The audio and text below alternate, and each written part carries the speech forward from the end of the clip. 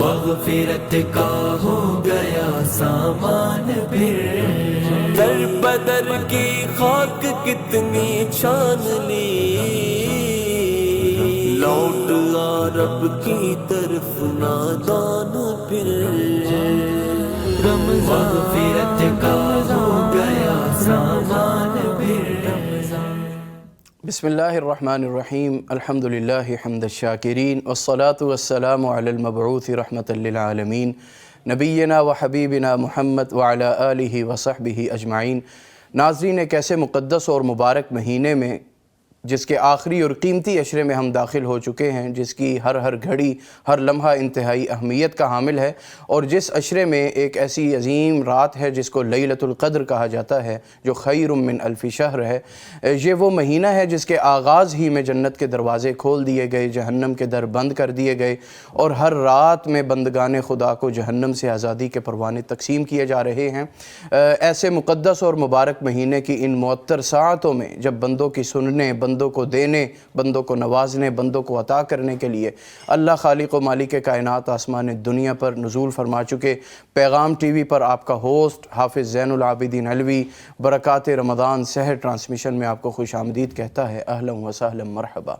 ناظرین، ایک ایسا سوال جو ہر گناہ گار آدمی کو زندگی میں کبھی نہ کبھی ضرور ذہن میں آتا ہے، اور آدمی اس کے بارے میں غور و فکر کرتا ہے کہ کیا میری بھی بخشش ممکن ہے، کیا میری بخشش ہو جائے گی؟ تو ناظرین، اللہ تعالیٰ کی رحمت بہت وسیع ہے، اس کی مغفرت کے دروازے ہر وقت کھولے ہیں۔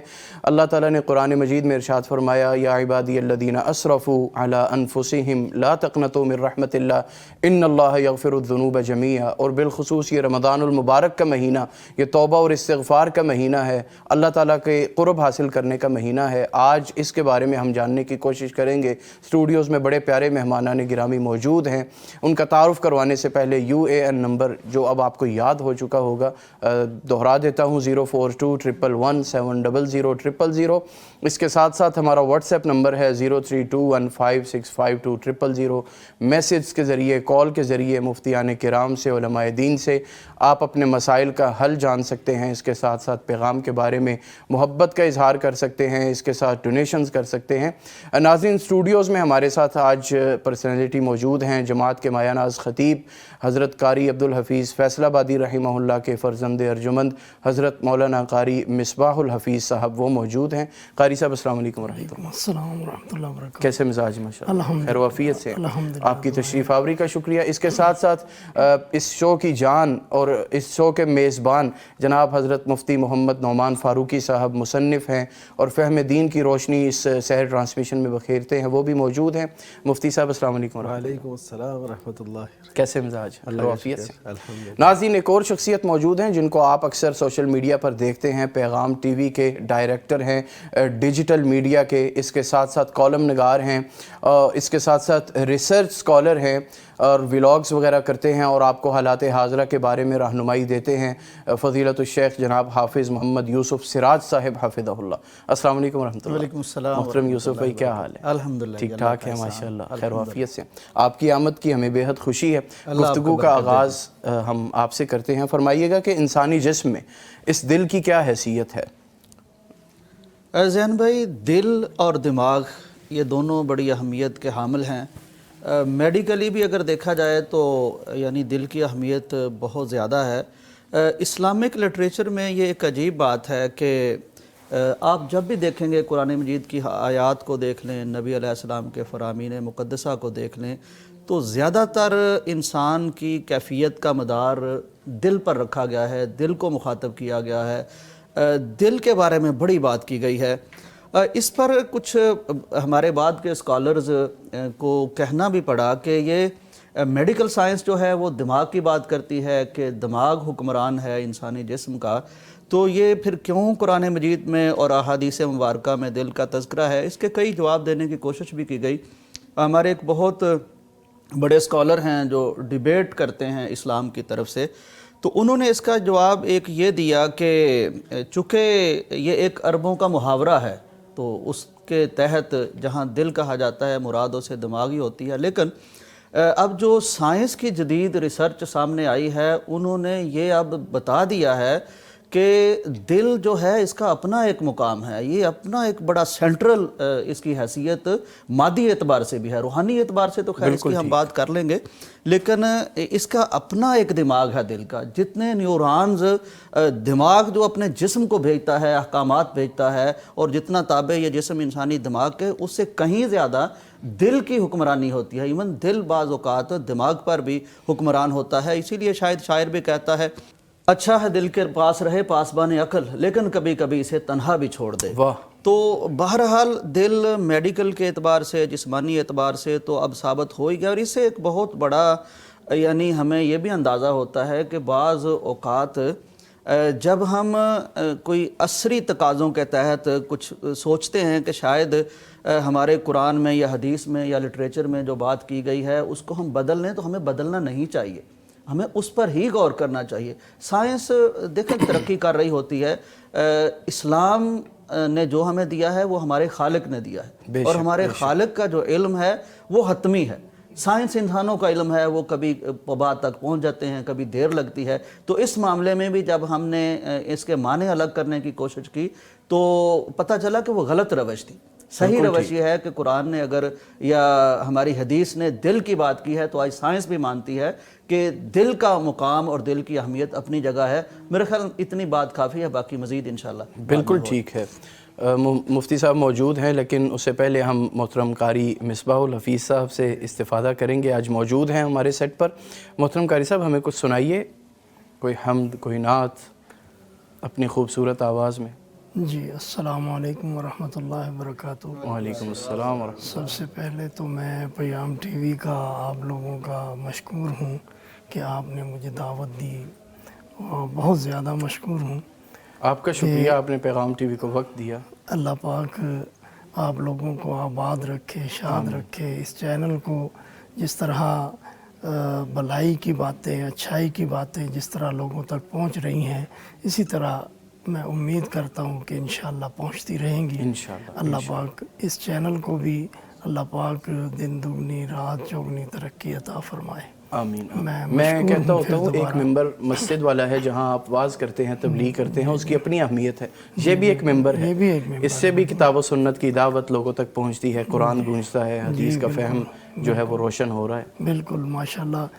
مفتیان اکرام، علماء اکرام یہاں بیٹھ کے جو ہے وہ دعوت اسلام کی دیتے ہیں، دین سناتے ہیں، اور پھر لوگوں کے مسائل اس میں جو ہے وہ بہت زیادہ فائدہ ہوتا ہے لوگوں کو. تو اللہ پاک آپ لوگوں کو کامیاب فرمائے. اس چینل کو، میری جماعت کو اللہ پاک ترقی عطا فرمائے. اعوذ باللہ من الشیطان الرجیم. بسم اللہ الرحمن الرحیم.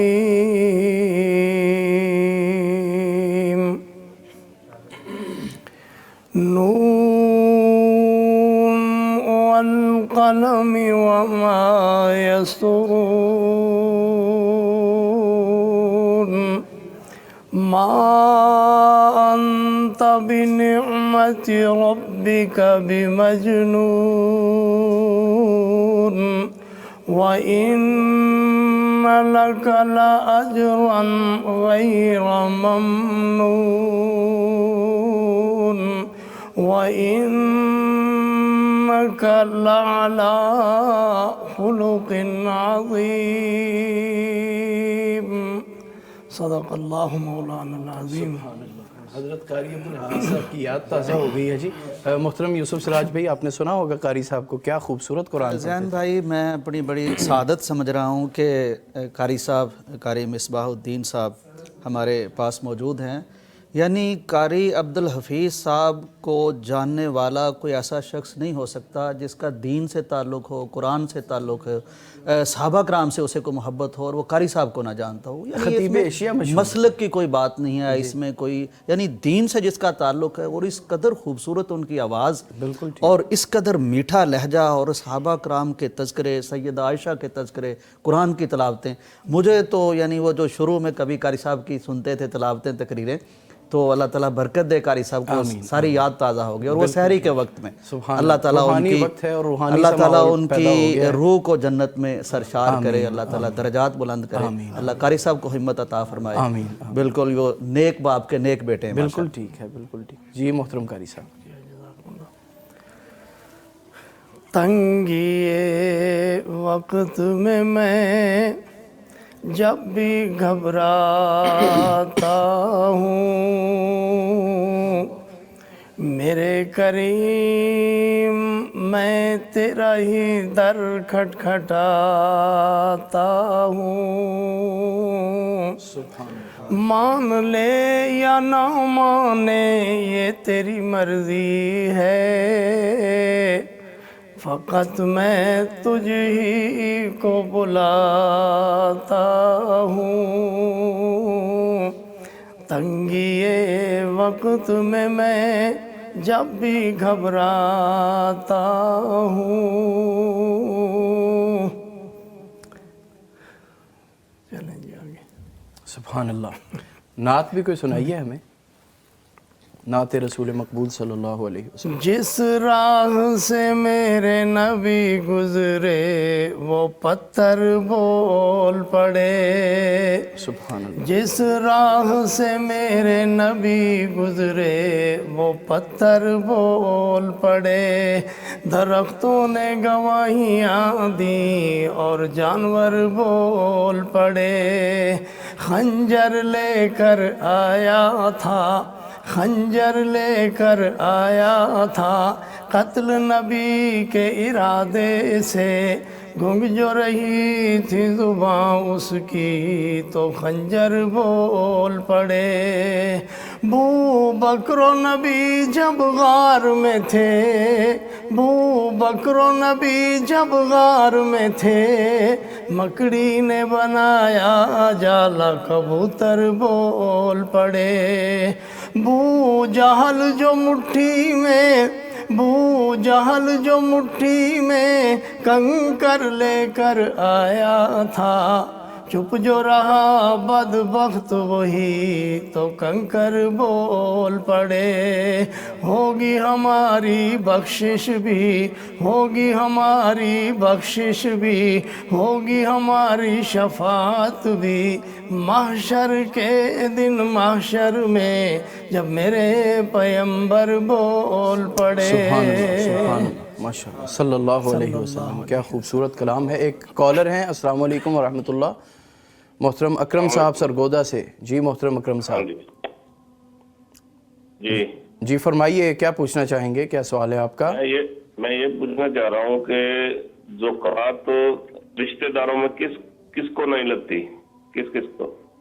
زکوٰۃ رشتہ داروں میں کس کو نہیں لگتی؟ کال کرنے کا شکریہ اکرم صاحب۔ جی محترم مفتی صاحب۔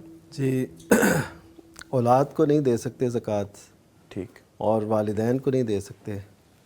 اس کے علاوہ بیوی جو ہے، بیوی کو نہیں دے سکتے، بیوی خاوند کو دے سکتی ہے، ٹھیک ہے، بیوی خاوند کو زکوٰۃ دے سکتی ہے۔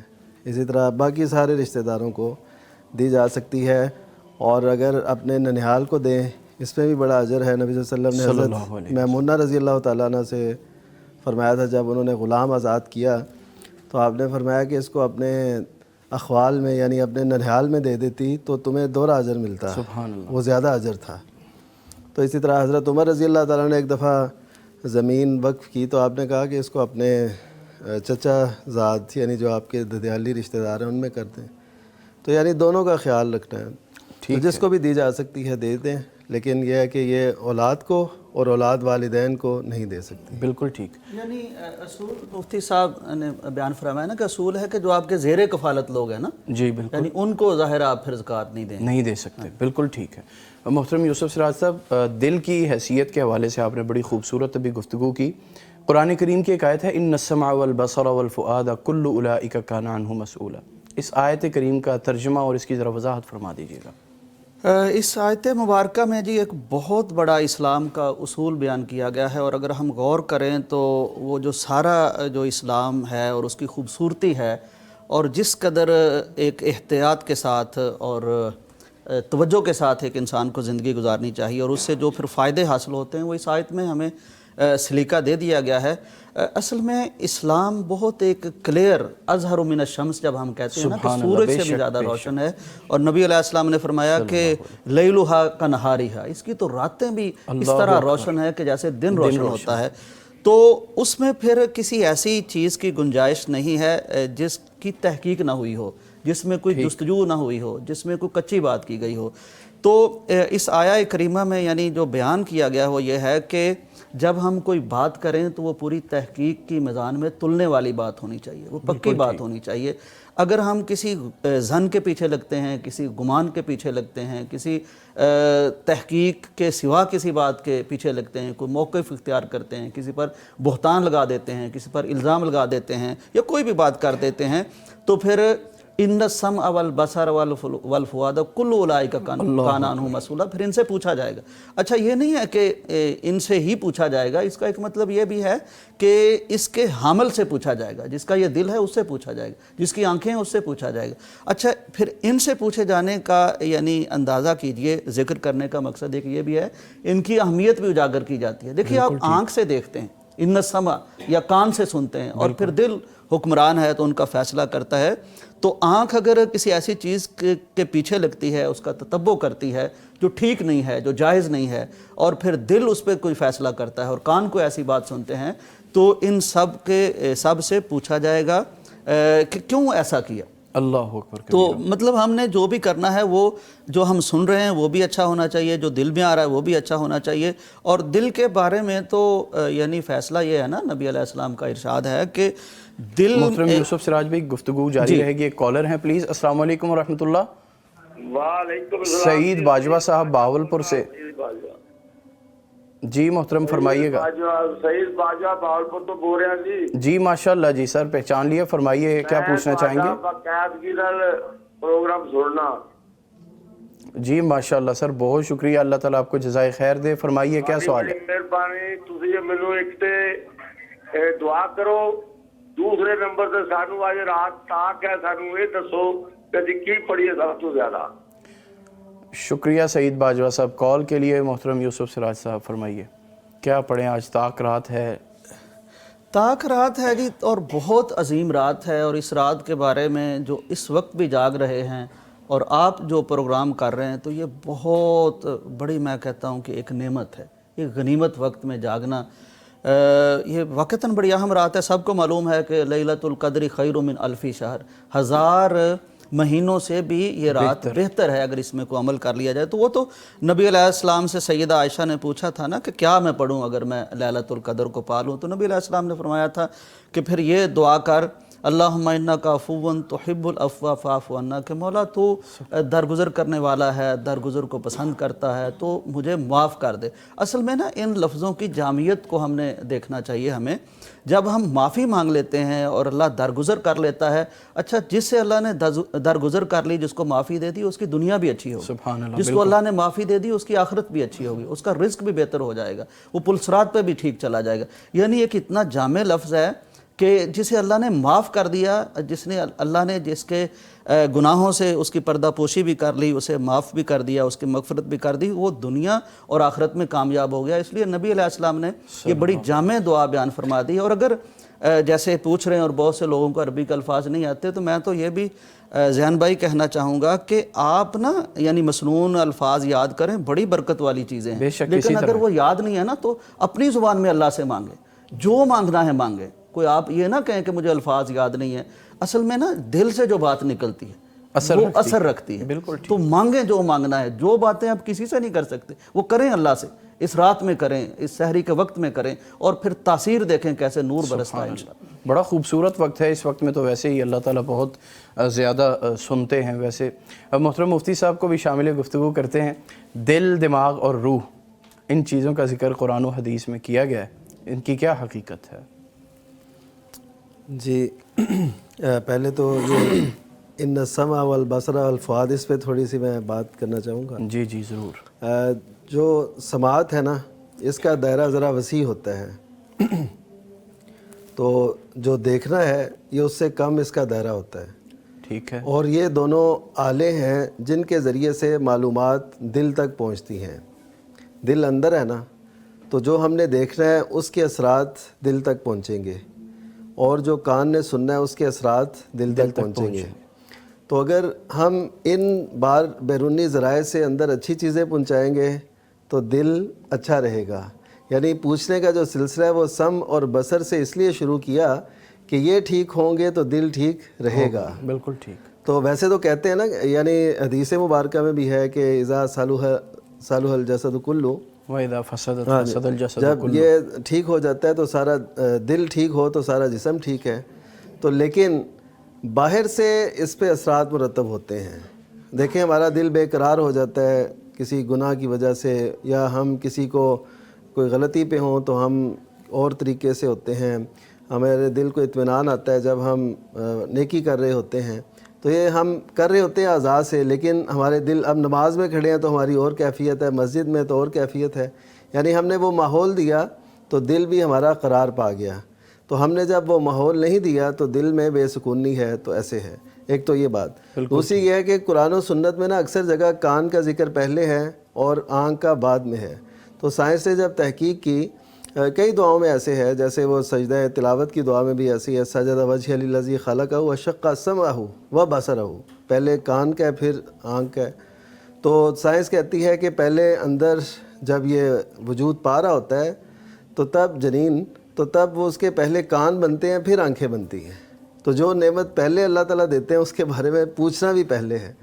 اور پھر فؤاد جو ہے نا، یہاں پہ قلب نہیں کہا، ایک قلب بھی دل کو کہتے ہیں نا، بالکل، لیکن فؤاد اس دل کے اس حصے کو کہتے ہیں جو دل کا بھی آگے دل ہے۔ یعنی ایک دل کی ظاہری شکل ہے نا جو ہمیں نظر آتی ہے، جو ہم دیکھتے ہیں، تو اس کے اندر ایک دل ہے جس سے دھک دھک ہوتا ہے، اور جہاں پہ ساری محبتیں، چاہتیں، اور جہاں پہ ایمان، یقین کی وہ ساری کیفیات ہیں، تو اس کے بارے میں پوچھا جائے گا۔ یعنی اللہ تعالیٰ کی نظر اس پہ ہے کہ اس کے متعلق بھی جو ہو رہا ہے اس کو ہم دیکھ رہے ہیں، تو اس کے متعلق بھی پوچھا جائے گا۔ اب سوال یہ پیدا ہوتا ہے کہ اگر اس کے متعلق پوچھا جانا ہے تو نبی صلی اللہ علیہ وسلم کی یہ حدیث بھی ہیں کہ جو وسوسے آئے خیالات ہیں میری امت کے، تو ان کے متعلق ان سے نہیں پوچھا جائے گا۔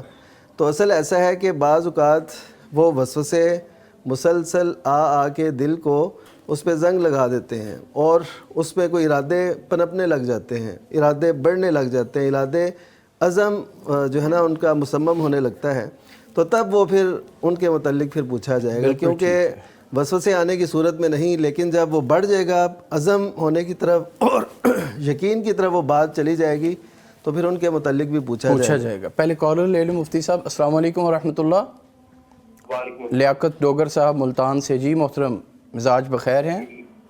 جی الحمدللہ، ماشاء اللہ۔ جی اللہ کا بڑا احسان، فرمائیے گا، کیا کہنا چاہیں گے؟ میرا سوال یہ ہے کہ ہم یہ جو کپڑے پہنتے ہیں، کیا یہ کالر والا سوٹ ہم پہن سکتے ہیں؟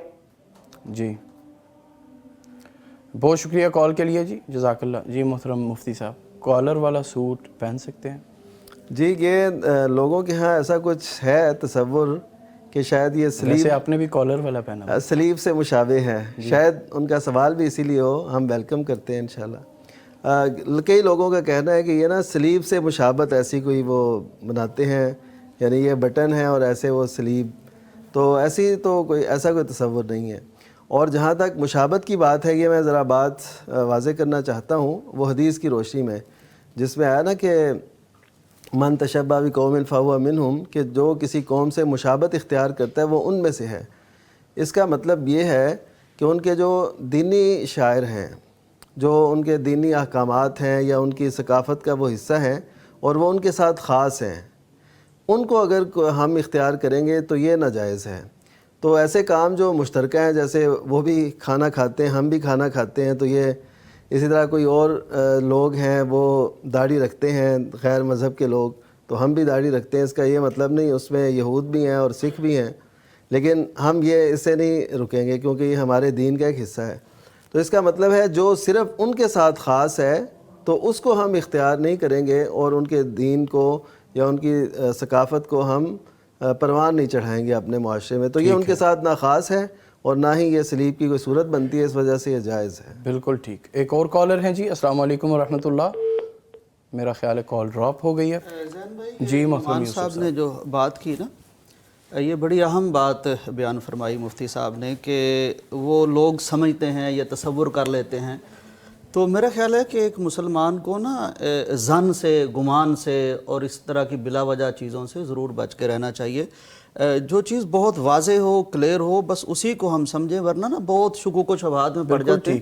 سیدہ عائشہ رضی اللہ تعالی عنہا نے نبی صلی اللہ علیہ وسلم سے پوچھا تھا کہ یہ باہر سے کچھ لوگ گوشت لے کے آتے ہیں تو ہمیں نہیں پتا ان کا ذبیحہ کیسا ہے، ٹھیک ذبیحہ کیا ہے نہیں کیا.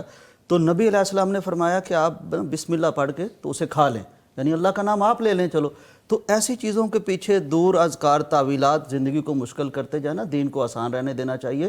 اور واضح طور پر دین میں جس چیز کی ممانعت ہو تو اس کو منع ہو لے، ورنہ ہر چیز پہ شک ڈالتے جانا، یہ کالر، یہ فلاں لباس، یہ لباس ہر قوم کا اپنا ہوتا ہے، ٹھیک ہے، اگر غیر شرعی نہیں ہے تو جائز. بالکل ٹھیک ہے، بالکل ٹھیک.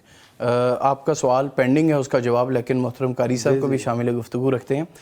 والد گرامی آپ کے جیسے ابھی محترم یوسف سراج صاحب کہہ رہے تھے، کوئی ہی ہوگا جو ان کو نہ جانتا ہو، تو ان کے حوالے سے انہوں نے آپ کی اخلاقی تربیت کیسی کی اور کیا معاملات تھے، جواب آپ سے لیتے ہیں. لیکن ایک اور کالر ہیں. السلام علیکم ورحمۃ اللہ. ظفر حسین صاحب قصور سے. وعلیکم السلام ورحمۃ اللہ. جی محترم. بھائی آپ سے پہچان دے، میں 3 دن پہلے بھی اور دی تھی میں نے آپ کو. ہلو. جی جی السلام علیکم. وعلیکم السلام. بھائی کیا حال ہے؟ طبیعت ٹھیک ہے؟ جی جی الحمدللہ، شکر اللہ کا. جی فرمائیے. سلام پیش کرتا ہوں ہمارے کرام کی خدمت میں. خصوص سے مزدور آدمی ہوں میں. اللہ تعالیٰ آپ کے لیے آسانیاں کرے. فرمائیے کیا سوال ہے آپ کا؟ جی جی. ایک تو میں نے 3 دن پہلے کال کی تھی، مفتی صاحب نے مجھے بتایا تھا بھی آپ 6 سال ہو گئے نماز تو میں نہیں پڑھ سکتا، مگر میں وضو کیسے کر سکتا ہوں؟ چلی میں پانی لے کے چہرے کے پاس تو میں لے کے جا نہیں سکتا، ابھی میرے جسم ہے پاور نہیں ہے انہوں میں. اور مسئلہ یہ ہے کہ میں اگر انگلیاں بھگو کر چہرے کے اوپر دفعہ گھما لوں یا سر کا مسا، کلائیوں کا، پاؤں کا مسا کر لوں، ہاتھ بھی پاؤں بھی کٹے ہوئے میرے، تو اس کا کیا حکم ہوگا کہ میں وضو کی طرح ایسے تصور کر سکتا ہوں؟ جی ٹھیک ہے ظفر صاحب، آپ کے لیے دعا ہے، اللہ تعالیٰ آپ کو صحت یاب کرے اور آسانیاں کرے آپ کے لیے. جی محترم مفتی صاحب. جی جی، جس حالت میں یہ ہے نا، تو یہ وضو اگر نہیں کر سکتے، پانی تک پہنچنے میں یا پانی ان تک پہنچنے میں کوئی دشواری ہے، تو شریعت نے انہیں سہولت دی ہے کہ یہ بس تیمم کریں. اور تیمم کے لیے ہاتھ یعنی اس کا طریقہ میں بتا دیتا ہوں. اپنے ہاتھ مٹی پہ لگائیں اور ان کو تھوڑا سا ایسے جھاڑ کے پھونک ماریں اور اپنے چہرے پہ ماریں اور پھر اپنے ہاتھ پہ ایسے پھیر لیں. یہ تیمم پورا ہے. تو یہ وضو کا بالکل متبادل ہے. اس کو بلا جھجک اور بغیر کسی رکاوٹ کے وہ اختیار کریں. انہوں نے یہ کہا ہے کہ میرے ہاتھوں میں پاور نہیں، کام نہیں کرتے. جی جی. میں کپڑا وغیرہ اوپر مار سکتا ہوں گیلا کر کے؟ ظاہر ہے جیسے انہوں نے کپڑا جو مارنا ہے تو اس کی بجائے وہ تیمم کر لیں تو یہ زیادہ بہتر ہے. اصل میں نا یہ میرا خیال ہے، وہ کہہ رہے ہیں میرے ہاتھ کٹے ہوئے ہیں، تو مفتی صاحب کے جواب میں ان کے لیے یہ شافی جواب ہے. اگر ہاتھ پہلے تو زین بھائی یعنی یہ کال بہت لرزا دینے والی کال ہے، بہت لرزا دینے والی کال ہے اور بہت ہمیں ایک تفکر میں ڈال دینے والی، تشویش میں ڈال دینے والی کال ہے. باوجود انہیں کہ نماز اللہ نے ہمیں ہاتھ پیر دیے ہیں، ہمیں وہ سارا کچھ دیا جس کا تذکرہ ہو رہا تھا. ہمارے ناک کان سلامت ہیں، ہاتھ سلامت ہیں، چل سکتے ہیں. ایک شخص اس وقت جاگ رہا ہے جس کے ہاتھ کٹے ہوئے ہیں اور وہ بیچارہ کہتا ہے کہ میں مفتی صاحب سے پوچھ لوں کہ میں وضو کیسے کروں، میں نماز کیسے پڑھوں، پانی میرے قریب نہیں آ سکتا، میں پانی کے قریب نہیں جا سکتا. تو یہ ہے وہ جذبہ جو ہونا چاہیے. اللہ کرے کہ جن کے ہاتھ اور پاؤں سلامت ہیں ان میں بھی یہ جذبہ آ جائے اور وہ سبق سیکھے اس سے. تو باقی مفتی صاحب نے بتا دیا، اگر ہاتھ کٹے ہیں اللہ تعالیٰ اس کے جذبے کو سلامت رکھے، تو جو چیز ثابت ہے اس کو کر لے، اپنا تیمم کر لے. ٹھیک ہے، تیمم کر لیں، بالکل ٹھیک. جی محترم قاری صاحب، میں نے آپ سے والد گرامی کے حوالے سے ایک سوال کیا کہ آپ کی تربیت اور معاملات میں ان کی کیا دلچسپی ہوتی تھی آپ کے ساتھ؟ جی پہلی بات تو یہ ہے کہ اکثر والد محترم جو ہے وہ جلسوں پہ رہتے تھے، زیادہ باہر رہتے تھے. بالکل ٹھیک. اور 8 دنوں کے بعد جمعہ پڑھانے کے لیے آتے تھے تو گھر آتے تھے. تو یہ اس طرح ان کی زندگی تبلیغ میں زیادہ گزری. اور پھر اس کے بعد گھر میں بھی ہمیں بٹھا کر بھی یہی سمجھاتے تھے کہ یہی راستہ دین والا ہے، یہی کام ہم نے کرنے ہیں اور اس کام کے اوپر توجہ دو. اخلاق، سب سے بڑی دولت اخلاق ہے. اور اخلاق سے، محبت سے، پیار سے آپ کسی کے ساتھ بھی بات کریں گے تو وہ آپ کی بات سنے گا. بالکل ٹھیک. تو وہی ان کا جو ہے وہ طریقہ کار رہا کہ تبلیغ کے دوران بھی وہ بڑی آرام سے، بڑے سکون سے، محبت سے جو ہے وہ گفتگو فرماتے تھے. اور آخر تک زندگی کے، بلکہ آخری دنوں میں بھی کہنے لگے کہ سورہ یوسف کا خلاصہ ہو رہا ہے تو چلتے ہیں وہاں دعا کر لیں. سبحان تو اللہ. سانس بھی نہیں آ رہا تھا، وہ آکسیجن لگا ہوا تھا. لیکن وہ جذبہ تھا کہ بابرکت محفل میں شریک ہوں، دعا کے جو یہ قیمتی لمحات ہیں ان سے فائدہ اٹھا سکیں. جی جی بالکل. اور سفر ان کے تبلیغی سفر جو میں نے ساتھ کیے ہیں، بڑی بڑی مشکل سفر کیے ہیں. اکثر میں تقریروں میں ذکر کرتا رہتا ہوں، مگر یہ ہے کہ ان کی ساری جو زندگی کی وہ کوشش تھی، وہ جس طرح کہتے ہیں نا جی کہ کوئی بندہ جو ہے وہ تبلیغ کے لیے، اللہ کے دین کے لیے آدھی زندگی دے دے، تو وہ کہتے تھے نہیں، آدھی زندگی کا کیا کرنا ہے، پوری زندگی، ساری زندگی. بالکل ٹھیک، ماشاءاللہ. تو پوری زندگی انہوں نے جو ہے وہ، اور سب سے زیادہ جو ہے وہ سیرت عائشہ اور سیرت نبی علیہ السلام کے، وہ تو ان کا خصوصی ٹاپک تھا نا، اس پر تو ان کی کیا کمال دسترس تھی. بولتے تھے تو لڑیاں پرو دیتے تھے. سبحان اللہ، سبحان اللہ.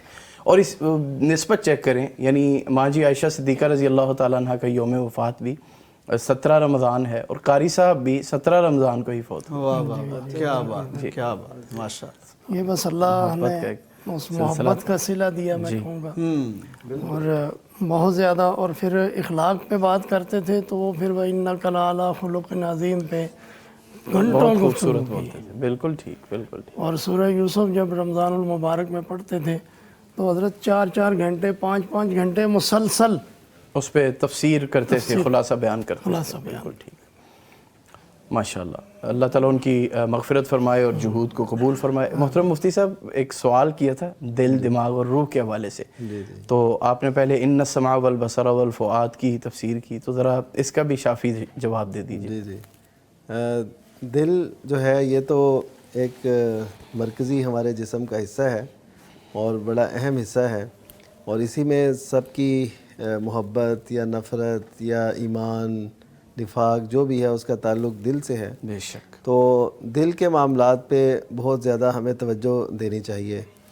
اس کو تزکیہ کہتے ہیں، کہ اپنے اندر کو، اپنے من کی صفائی کرنا اور اس کو بڑا شیشے کی طرح صاف رکھنا کہ اس میں کوئی ایسی آلائش نہ آئے، کوئی ایسی، کیونکہ اللہ تعالیٰ اس کو دیکھتا ہے دل کو. اور جہاں تک دماغ کا تعلق ہے، دماغ جو ہے دل کے تحت ہے، یہ حفظ اور یاد کرنے کے لیے ہے. یعنی اس کے اندر وہ، اور یہ آرڈر جو دل سے آتا ہے اس کو پھر جسم پہ اپلائی کرتا ہے. یہ ایسے سمجھے جیسے یہ دل حکمران ہے اور یہ سیکریٹریٹ دماغ جو ہے نا یہ اس کا کام کرتا ہے کہ کس کو کیا حکم دینا ہے اور کیسے چلانا ہے، یہ وہ کرتا ہے. لیکن اصل جو ہے وہ دل ہے، جیسے کہ اللہ تعالیٰ نے بھی اس کی طرف نسبت کی کہ لہم قلوب لا یفقہون بہا، کہ ان کے دل ہیں اسے سمجھتے نہیں ہیں. ہم عموماً یہ کہتے ہیں کہ یہ سمجھتا نہیں، کیا اس میں دماغ نہیں ہے؟ تو اللہ تعالیٰ فرماتے ہیں لہم قلوب لا یفقہون بہا. اور اسی طرح فرمایا افلا یتدبرون القرآن ام علی قلوب اقفالها، کیا یہ قرآن پہ غور و فکر نہیں کرتے، تدبر نہیں کرتے، تو کیا ان کے دلوں پہ تالے لگ چکے ہیں؟ اور یہ جو تدبر کا لفظ ہے نا، یہ بھی ایک ذرا چاہتا ہے کچھ وضاحت. اس کی وضاحت آپ سے لیتے ہیں. کالر ہیں ایک. السلام علیکم ورحمۃ اللہ. قاری عمیر محمدی صاحب فیصل آباد سے. جی محترم قاری صاحب. اللہ کا احسان ہے الحمدللہ، بالکل ٹھیک. آپ فرمائیں، رمضان بخیر گزر رہا ہے؟ جی الحمدللہ. ماشاءاللہ. فرمائیے کیا پوچھنا چاہیں گے؟ میں پہلے تو قاری مصباح رفیع صاحب کو میری طرف سے سلام کہیں. جی وعلیکم السلام. سن رہے ہیں وہ آپ کو. جی دوسری بات، ہم سیرت عائشہ پہ ان سے نعت سننا چاہیں گے. بالکل ٹھیک. کون سی نعت سیرت عائشہ پہ؟ اچھی عظمت ہے امی عائشہ. ٹھیک ہے سر، بہت شکریہ. جی محترم قاری صاحب. اچھی عظمت ہے امی عائشہ دی، اچھی عظمت ہے امی عائشہ دی، جیڑی ہر مومن دی ماں دسے، او صدیقہ مطہرہ منورہ دسے، تے حبیبہ حبیب خدا دسے، اچھی عظمت ہے امی عائشہ دی، ہی اللہ کا یا محمد پیغام آیا، امی عائشہ تے رب دا سلام آیا، تطہیر دی چادر دی جگمگ، تطہیر دی چادر دی جگمگ، پوری دنیا تے روشن ضیا دسے، اونچی عظمت ہے امی عائشہ دی۔ ماشاءاللہ ماشاءاللہ، بہت خوب بہت خوب۔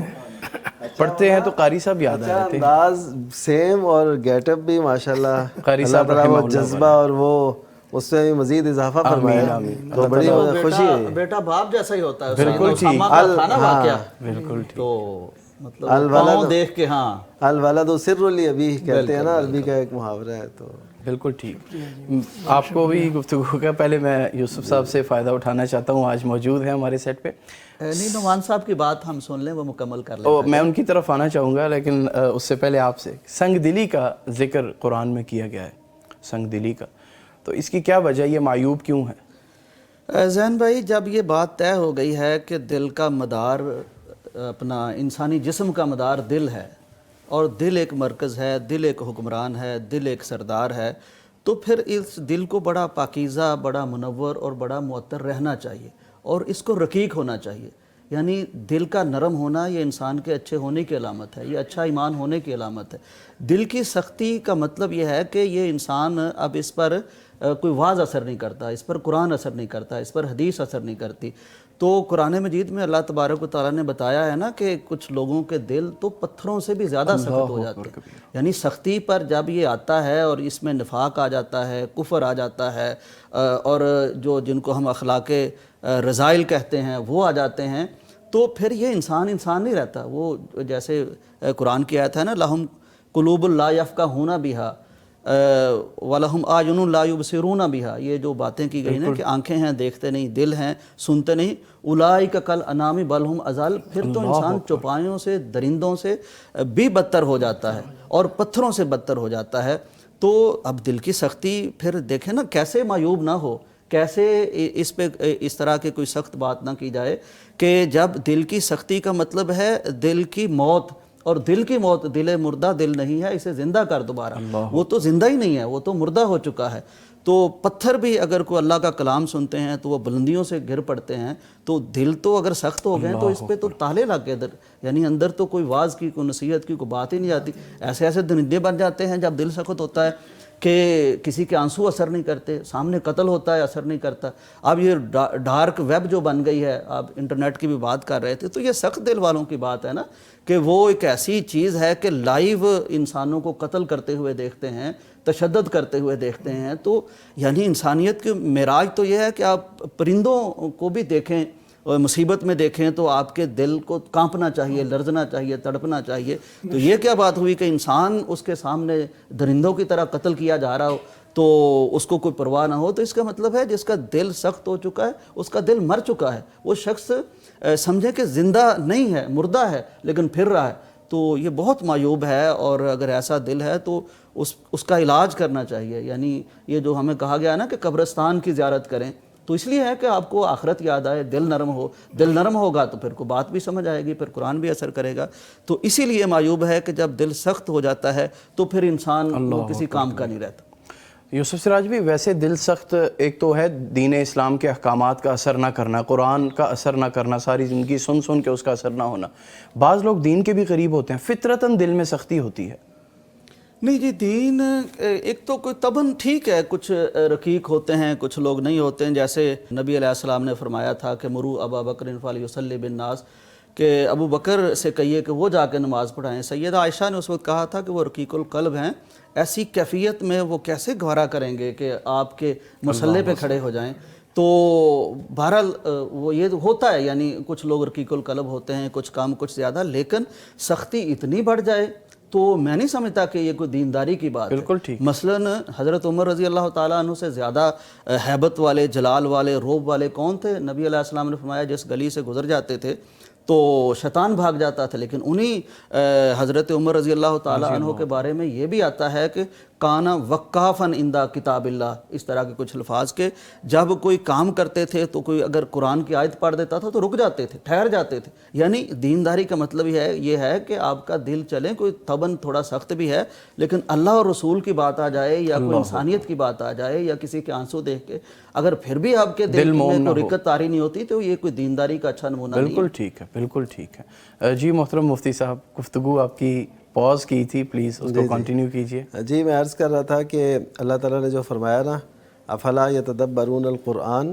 ام علی قلوب اقفالها، تو اس کا مطلب یہ ہے کہ تدبر کی میں بات کر رہا تھا۔ تدبر کہتے ہیں کوئی آپ چیز دیکھتے ہیں، کوئی چیز پڑھتے ہیں، کوئی اپنے ذہن میں اسے جگہ دیتے ہیں، اس کے بعد پھر آپ اسے سوچتے ہیں کہ یہ کیا ہے۔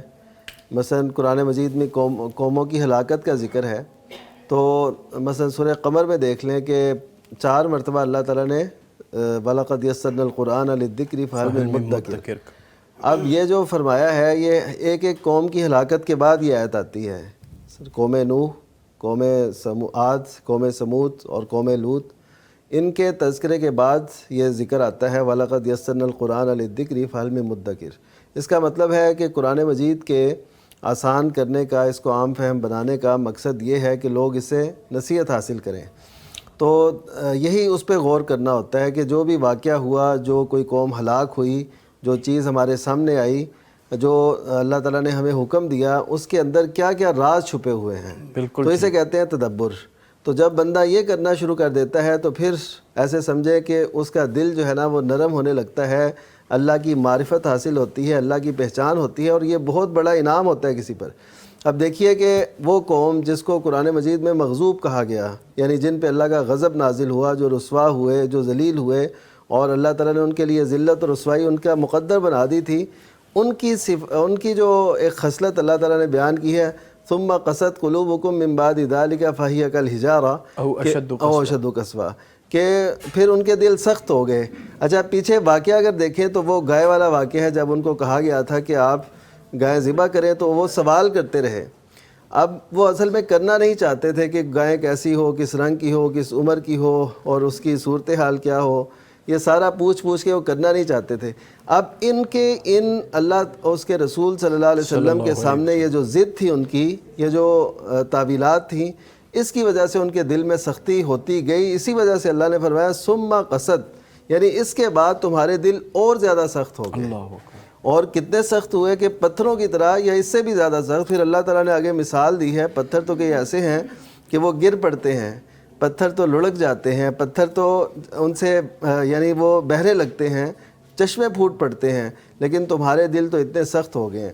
تو اس وجہ سے یہ دلوں کی سختی ایک بہت بڑا ایک جرم ہے، اور جس میں یہ نہیں ہوتی اس پہ کوئی بھی بات اثر نہیں کرتی، کوئی اچھی نصیحت اچھی نہیں لگے گی، کوئی برائی بری نہیں لگے گی، تو اس طرح وہ نظام خراب ہوتا ہے۔ بالکل ٹھیک۔ ناظرین، برکات رمضان سے ہے، ٹرانسمیشن جاری ہے، دلوں کی پاکیزگی کی بات ہو رہی ہے، لیکن وقت ہے ایک چھوٹی سی بریک کا۔ اسٹے ود اس۔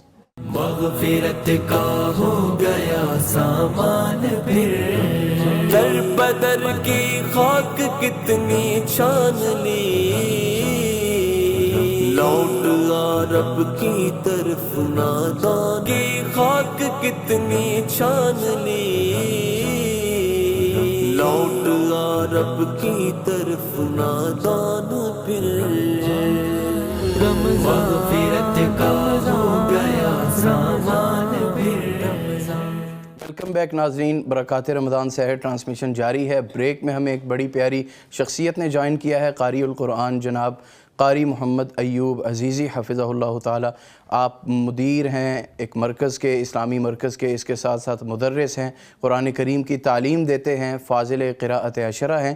محترم قاری صاحب السلام علیکم ورحمۃ اللہ۔ وعلیکم السلام ورحمۃ اللہ وبرکاتہ۔ ماشاءاللہ، آپ کی تشریف آوری کا شکریہ، پیغام کو وقت دینے کا شکریہ۔ سلمکم اللہ، اللہ آپ کو عزتوں سے نوازے۔ آمین۔ تلاوت قرآن مجید سے ہمارے قلوب کو منور کیجیے گا۔ أعوذ بالله من الشيطان الرجيم.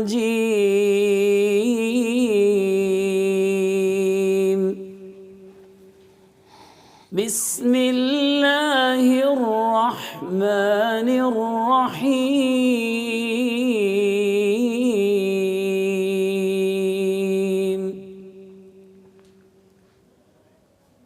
إن الذين يتلون كتاب الله وأقاموا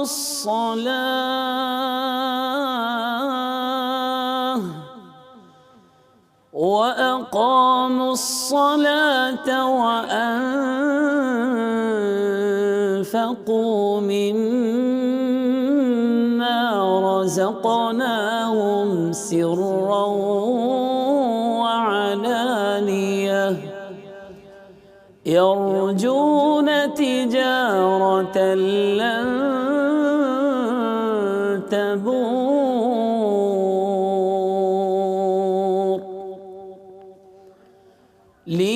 ليوفيهم أجورهم ويزيدهم من فضله إنه غفور شكور. والذي أوحينا إليك من الكتاب هو الحق مصدقا لما بين يديه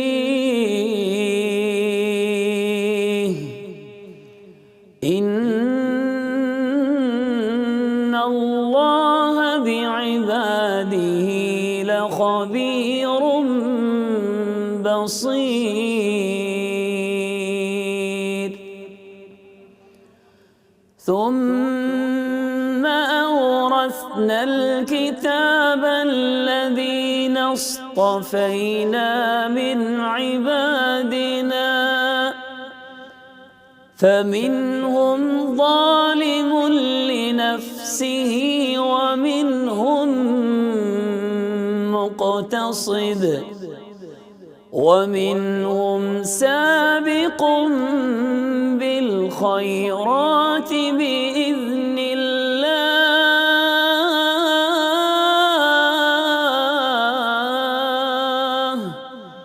ذلك هو الفضل الكبير.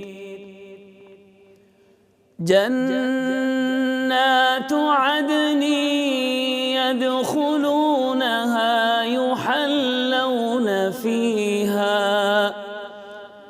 يحلون فيها من أساور من ذهب ولؤلؤا ولباسهم فيها حرير.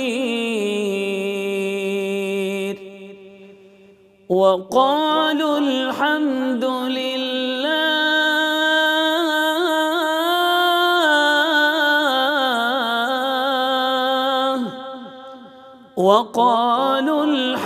لله الذي أذهب عنا الحزن إن ربنا لغفور شكور. الذي أحلنا دار المقامة من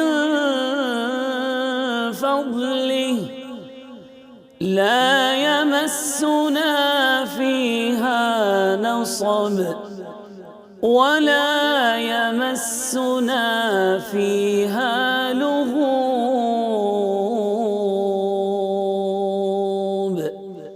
صدق الله العظيم. سبحان اللہ، ماشاء اللہ. وقت سحر ہے اور بہت خوبصورت انداز میں محترم قاری محمد ایوب عزیزی صاحب تلاوت قرآن مجید فرما رہے تھے۔ قاری صاحب آپ کا شکریہ، پیغام ٹی وی کو وقت دینے کا شکریہ۔ ناظرین چھوٹا سا وقفہ، اس کے بعد دوبارہ ملتے ہیں، اسٹے ود اس۔ مغفرت کا ہو گیا سامان پھر، در بدر کی خاک کتنی چھان لی، لوٹ آ رب کی طرف نادان پھر، مغفرت کا ہو گیا سامان پھر۔ ویلکم بیک ناظرین۔ محترم یوسف سراج صاحب، بریک میں جانے سے پہلے سنگ دلی کے حوالے سے آپ نے بڑی خوبصورت بات کہی اور اس کے حوالے سے رہنمائی کی، تو فرمائیے گا اللہ تعالیٰ کا تعارف اور اس کی پہچان یہ کیسے معاون ہو سکتے ہیں سنگ دلی کو ختم کرنے میں، اس کیفیت کو توڑنے میں؟ زین بھائی، اصل بات یہ ہے کہ جو چیز جس کام کے لیے بنی ہو، جب ہم اس کو اس کام کے لیے استعمال کرتے ہیں تو وہ چیز ٹھیک ہو جاتی ہے۔ اب یہ دل بنے ہیں اللہ تعالیٰ کی معرفت کے حصول کے لیے۔ جتنا زیادہ یہ اس دل میں ہم اللہ کا تعارف بھرتے جائیں گے، اللہ کی محبت بھرتے جائیں گے، اللہ کے اسماء کا تعارف بھرتے جائیں گے، تو یہ دل بڑا پاکیزہ ہوتا جائے گا، صاف ہوتا جائے گا، اور یہ بالکل اس چیز کے لیے تیار ہوتا جائے گا جس کام کے لیے یہ بنا ہے۔ اب آپ غور کریں کہ انسان جب کسی بھی چیز کو، ہم اس دنیا کو دیکھتے ہیں، کائنات کو دیکھتے ہیں، شمالی علاقہ جات میں چلے جائیں تو اللہ تعالیٰ نے پاکستان کو نواز رکھا ہے، بڑے بہترین علاقے ہیں، اور 8000 فٹ سے بلند جتنے بھی کافی سارے اس ہمالیہ کا سلسلہ بھی ہے، تو وہ ہمارے ہاں موجود ہیں پہاڑ۔ اب ان پہاڑوں کو جب ہم دیکھتے ہیں تو یوں ہمارے سر پہ ٹوپی ہو تو گر جاتی ہے، اور آنکھیں کتنی اوپر ہو جاتی ہیں۔ اب ان کو جب ہم دیکھتے ہیں، اور جو بات یہاں ہو رہی تھی کہ ہم تدبر بھی کریں، تفکر بھی کریں، غور بھی کریں، چیزوں سے ایسے نہ گزر جائیں جیسے کوئی ایسا شخص گزرتا ہے جس کی آنکھیں بند ہوں یا دل پہ تالے لگے ہوں۔ اب جب ہم دیکھتے ہیں کہ اتنا بڑا پہاڑ بنانے والی ذات کون سی ہے، تو دل پہ اثر ہوتا ہے۔ اب جب ہم قرآن مجید کی تلاوت سنتے ہیں، جیسے ابھی ہم نے سنی بھی ہے، تو اب اگر ہمارے دل شفاف ہوں تو یہ دل پہ اثر ہوتا ہے، اور اس کا پتہ چلتا ہے کہ یار یہ کلام آخر کس ذات کا ہے، اس کے بارے میں جاننا، اس کی بات کو سننا، اسے دل پہ اثر ہوتا ہے۔ اور پھر ہم جب اس کائنات میں اور پھول پہ غور کر لیں، پودے پہ غور کر لیں، قرآن کہتا بھی ہے کہ غور کرو، تو پھول کے رنگ ہیں مختلف، اس کی خوشبوئیں ہیں مختلف۔ پھر ہم انسانوں کو دیکھتے ہیں، کوئی امیر ہے، کوئی غریب ہے، کسی کو اللہ نے کس طرح نواز رکھا ہے، کسی سے کچھ نہیں، کچھ بات چیزوں سے کسی کو محروم بھی رکھا ہے۔ تو یہ ساری چیزوں کا اگر ہم تدبر کریں، اور دل کی جو مشین ہے وہ ان ساری چیزوں کو ٹھیک طریقے سے معلومات لے کے پروسیس کرے، تو پھر لامحالہ قرآن میں تذکرہ اللہ تعالیٰ فرماتا ہے ان لوگوں کا کہ پھر ان کی آنکھوں میں آنسو آ جاتے ہیں۔ جب اللہ کا تعارف ہوتا ہے تو دل بھی روتے ہیں، اور پھر دل لرزتے بھی ہیں، دل کانپتے بھی ہیں۔ یعنی پھر نا آپ جب تراویح میں کھڑے ہیں اور آپ کو اللہ کا تعارف حاصل ہے تو پھر دل لگتا بھی ہے ایسے کاموں میں۔ اب آپ دیکھیں کہ کئی دفعہ ہم زیادتی جب بہت زیادہ کرتے ہیں اور دل کو محترم یوسف صاحب، بڑی خوبصورت گفتگو جاری ہے، دل تو نہیں چاہتا آپ کو ٹوکنے کا، لیکن ایک کالر ہیں۔ السلام علیکم ورحمۃ اللہ، رانا عادل صاحب سعودی عرب سے۔ جی وعلیکم السلام۔ جی محترم رانا صاحب فرمائیے گا، کیا پوچھنا چاہیں گے؟ جی میرے دو سوال ہیں۔ ایک تو یہ ہے ابھی ہم نے کسی کو پیسے ادھارے دیے ہو اور وہ زکوٰۃ پہ یعنی نصاب پورا ہو رہا ہو، یعنی سال ہو گیا ہو، اس پہ زکوٰۃ ہم نے دینی ہے یا آگے والے بڑھتے نے دینی ہے جس کو ہم نے پیسہ دیا ہو؟ ٹھیک ہے، دوسرا سوال؟ دوسرا یہ ہے ابھی میں نائٹ ڈیوٹی کرتا ہوں 12 گھنٹے، اور دن میں میں یعنی سوتا رہتا ہوں۔ ظہر کی نماز میں قضا عصر کے ٹائم پر جا کے، یہ میرا طریقہ صحیح ہے یا تھوڑی رہنمائی فرما دیجیے اس کے بارے میں، گنجائش ہے اس کے بارے میں؟ جی شکریہ رانا عادل صاحب کال کرنے کے لیے سعودی عرب سے۔ جی محترم مفتی صاحب، دو سوال ہیں ان کے۔ جی جہاں تک تعلق ہے ادھار دیے ہوئے پیسوں کا، تو یہ قرض جو دیا ہوتا ہے کسی کو، اس کے مالک وہی ہیں جس نے قرض دیا ہوا ہے۔ جیسے انہوں نے قرض دیا تو یہ مالک ہیں، تو زکوٰۃ انہوں نے دینی ہے۔ ٹھیک ہے۔ اور ایک صورت دوسری ہو سکتی ہے، وہ کیا کہ وہ قرض جس نے لیا ہوا ہے وہ دینے کا نام ہی نہیں لے رہا، سال پہ سال گزرتے جا رہے ہیں، تو وہ قرض جو ہے نا اس کی زکوٰۃ تب دیں گے جب وہ ملے گا۔ ایک دفعہ اس کی زکوٰۃ دے دیں تو وہ کافی ہوگا۔ تو عام جو نارمل زکوٰۃ ہم قرض دیتے ہیں اس پہ زکوٰۃ اسی نے دینی ہے جو قرض دے رہا ہوتا ہے، نہ کہ لینے والے نے، کیونکہ پیسے تو اصل ان کے ہیں. تو یہ بات ہے. دوسرا سوال ان کا نماز کے حوالے سے، میں نائٹ ڈیوٹی کرتا ہوں، ہاں جی، دن میں سوتا ہوں. ہاں جی، وہ اس کا ایسا نظام بنانا چاہیے کیونکہ مستقل ہے نا، تو 12 گھنٹے کی ڈیوٹی ویلفیئرز وہ دیتے ہیں، تو اس میں نمازوں کا وہ مستقل طور پہ آگے پیچھے کرنا یہ درست نہیں ہے. مستقل طور پہ ایک نماز کو دوسری کے ساتھ جمع کرنا یہ درست نہیں ہے. ویسا کوئی نظام بنائیں کہ اٹھ جائیں درمیان میں تھوڑا سا، پھر پڑھ کے پھر سو جائیں، کوئی بھی ایسا اہتمام کر لیں. مستقل طور پہ کرنا یہ ٹھیک نہیں ہے. دیکھیں نا جی، یعنی ایک تو میں یہ مشورہ دوں گا انہیں، ہمارے بھائی کو، ان کو رات کی ڈیوٹی ہے، تو اس میں ایک تو انہیں نقصان نظر آ رہا ہے کہ نمازوں کا معاملہ، اس پہ بھی تھوڑی سی میں رہنمائی اپنے آپ کو اور انہیں بھی دیتا ہوں. دوسرا وہ اس سے یہ بھی فائدہ اٹھائیں کہ ان کو یہ ایج حاصل ہے کہ وہ سحری کے وقت جاگ رہے ہوتے ہیں. یعنی ہم تو رمضان میں جاگ رہے ہوتے ہیں نا، تو وہ ان کی ڈیوٹی ہے. تو ایک تو اس وقت کو ضرور بروئے کر لائیں، کوئی 2 رکعتیں، کوئی نفل ضرور پڑھ لیں، کوئی اللہ کا ذکر کر لیں. بڑا پیارا وقت انہیں یعنی مل گیا، ڈیوٹی میں مل گیا. اور دوسرا، ہم جتنے بھی تھکے ہوں، جتنے بھی سوئے ہوں، ہم لیٹتے ہیں، ہمیں واش روم کی حاجت ہو تو ہم اٹھتے ہیں. بالکل. ہم 3 راتوں کے جاگے ہوئے ہوں، ہمیں واش روم کا معاملہ آئے گا تو ہم نیند کو چھوڑیں گے، بستر کو چھوڑیں گے، واش روم جائیں گے. اٹھ گئے نا ہم. بالکل. یار اتنے سے کام کے لیے جو ہم اٹھ جاتے ہیں، تو ہم تھوڑا سا الارم لگا لیں، اللہ کے نماز کے لیے بھی اٹھ جائیں، تہجد کا فائدہ بھی اٹھائیں. اور ذرا اس کو تھوڑا سا غور کریں کہ یہ اتنا بھاری نہیں بنانا چاہیے کہ میں نماز کے لیے اٹھ ہی نہیں سکتا. ہر کام کے لیے اٹھ سکتے ہیں. ہم کو دوست آ جائے گا تو یہی اٹھ جائیں گے ہمارے یہ بھائی. تو یہ سمجھیں کہ یہ بھی ایک اہم ترین ضرورت ہے، اس کے لیے بھی اٹھیں. اللہ فضل کرے گا. کسی دن کو رہ جائیں تو چلو وہ تو ہو سکتا ہے، عادت نہیں بنانا چاہیے، عادت نہیں بنانی، یہ تو مشکل ڈیوٹی. بالکل ٹھیک. آپ گفتگو کر رہے تھے بڑی خوبصورت دل کے حوالے سے، اللہ تعالیٰ کے کہ بھئی جو دل کا معاملہ ہے، قرآن پڑھ کے یا اللہ تعالیٰ کے تعارف اور پہچان کے ساتھ یہ دل بدل سکتا ہے، اس کی کیفیت. جی میں یہ عرض کر رہا تھا جی کہ دل کو جب ہم اللہ تعالیٰ کا تعارف، اللہ تعالیٰ کی محبت، اللہ تعالیٰ سے مانوس کرنا، اللہ تعالیٰ سے الفت پیدا کرنا یہ کر دیں گے تو پھر دل ہمارا یہ اللہ والوں کی مجلس میں لگنا شروع ہو جائے. ابھی آپ بڑی پیاری مثال دے رہے تھے پہاڑوں کی، انسان اللہ تعالیٰ کی مخلوقات پہ تدبر کرے. جی جب دل کا آئینہ شفاف ہو جاتا ہے نا، پھر اس میں ہر عکس جو ہے وہ محبوب کا نظر آتا ہے، پھر غیر کا نہیں نظر آتا. پھر آپ جو بھی چیز دیکھیں گے پھر آپ کی زبان سے سبحان اللہ نکلے گا. دل شفاف ہے نا. بارش آپ دیکھیں گے تو آپ کو دیکھیں نبی صلی اللہ علیہ وسلم جب بارش دیکھتے تھے تو پھر نبی صلی اللہ علیہ وسلم بڑا پیار سے محبت سے اس میں نہانا پسند کرتے تھے. اور کیا کہتے تھے نبی علیہ السلام؟ یہ اللہ کی طرف سے نہیں آئی. یعنی دل شفاف ہو تو پھر کائنات کی کوئی خوبصورتی ہو، کوئی معاملہ ہو، اس میں عکس اس میں پھر آپ کو اللہ تعالیٰ کی یاد کا نظر آتا ہے. پھر دل مسجد میں لگنے لگ جاتا ہے اور پھر ایسا دل بنتا ہے، پھر اللہ والوں میں آپ کو مزہ آنے لگتا ہے. اور پھر اللہ کے علاوہ جو چیزیں ہیں ان میں دل نہیں لگتا آپ کا. بالکل ٹھیک. تو یہ تعارف یعنی اگر اللہ کا حاصل ہو جائے تو پھر وہ انسان کمال کا بن جاتا ہے، اور دل پھر اس کو ایسا گائیڈ کرتا ہے کہ زندگی اور آخرت اس کی بنا کے رکھ دیتا ہے. بالکل ٹھیک ہے. مفتی صاحب، اہل اسلام کو ایک دوسرے کے متعلق دل صاف رکھنے کا کہا گیا ہے، اس کے متعلق وضاحت کیجئے. دل کی بات چل نکلی ہے. ہاں، دل کو پاک رکھنا چاہیے. جب اس میں اللہ کی محبت ہوگی، اس کے رسول صلی اللہ علیہ وسلم کی محبت ہوگی تو یقینی بات ہے اہل ایمان کی بھی محبت ہوگی. کیونکہ جو الولاء والبراء ہے، یعنی آپ اہل ایمان سے محبت اور جو اہل ایمان سے دشمنی رکھتا ہے اس سے دشمنی رکھنا، یہ دل کی ایک عبادت ہے اور بڑی اہم عبادت ہے. تو جب آپ اپنے دل کو اللہ کی محبت سے بھریں گے تو اس کا یقینی مطلب ہوگا کہ اس کے رسول کی محبت بھی ہے اور اہل ایمان کی محبت بھی اس پہ ہے. تو جب اہل ایمان کے لیے محبت ہے تو پھر ان کے لیے دشمنی، حسد، بغض، کینہ یہ رکھنا اس دل کو زیبا نہیں ہے.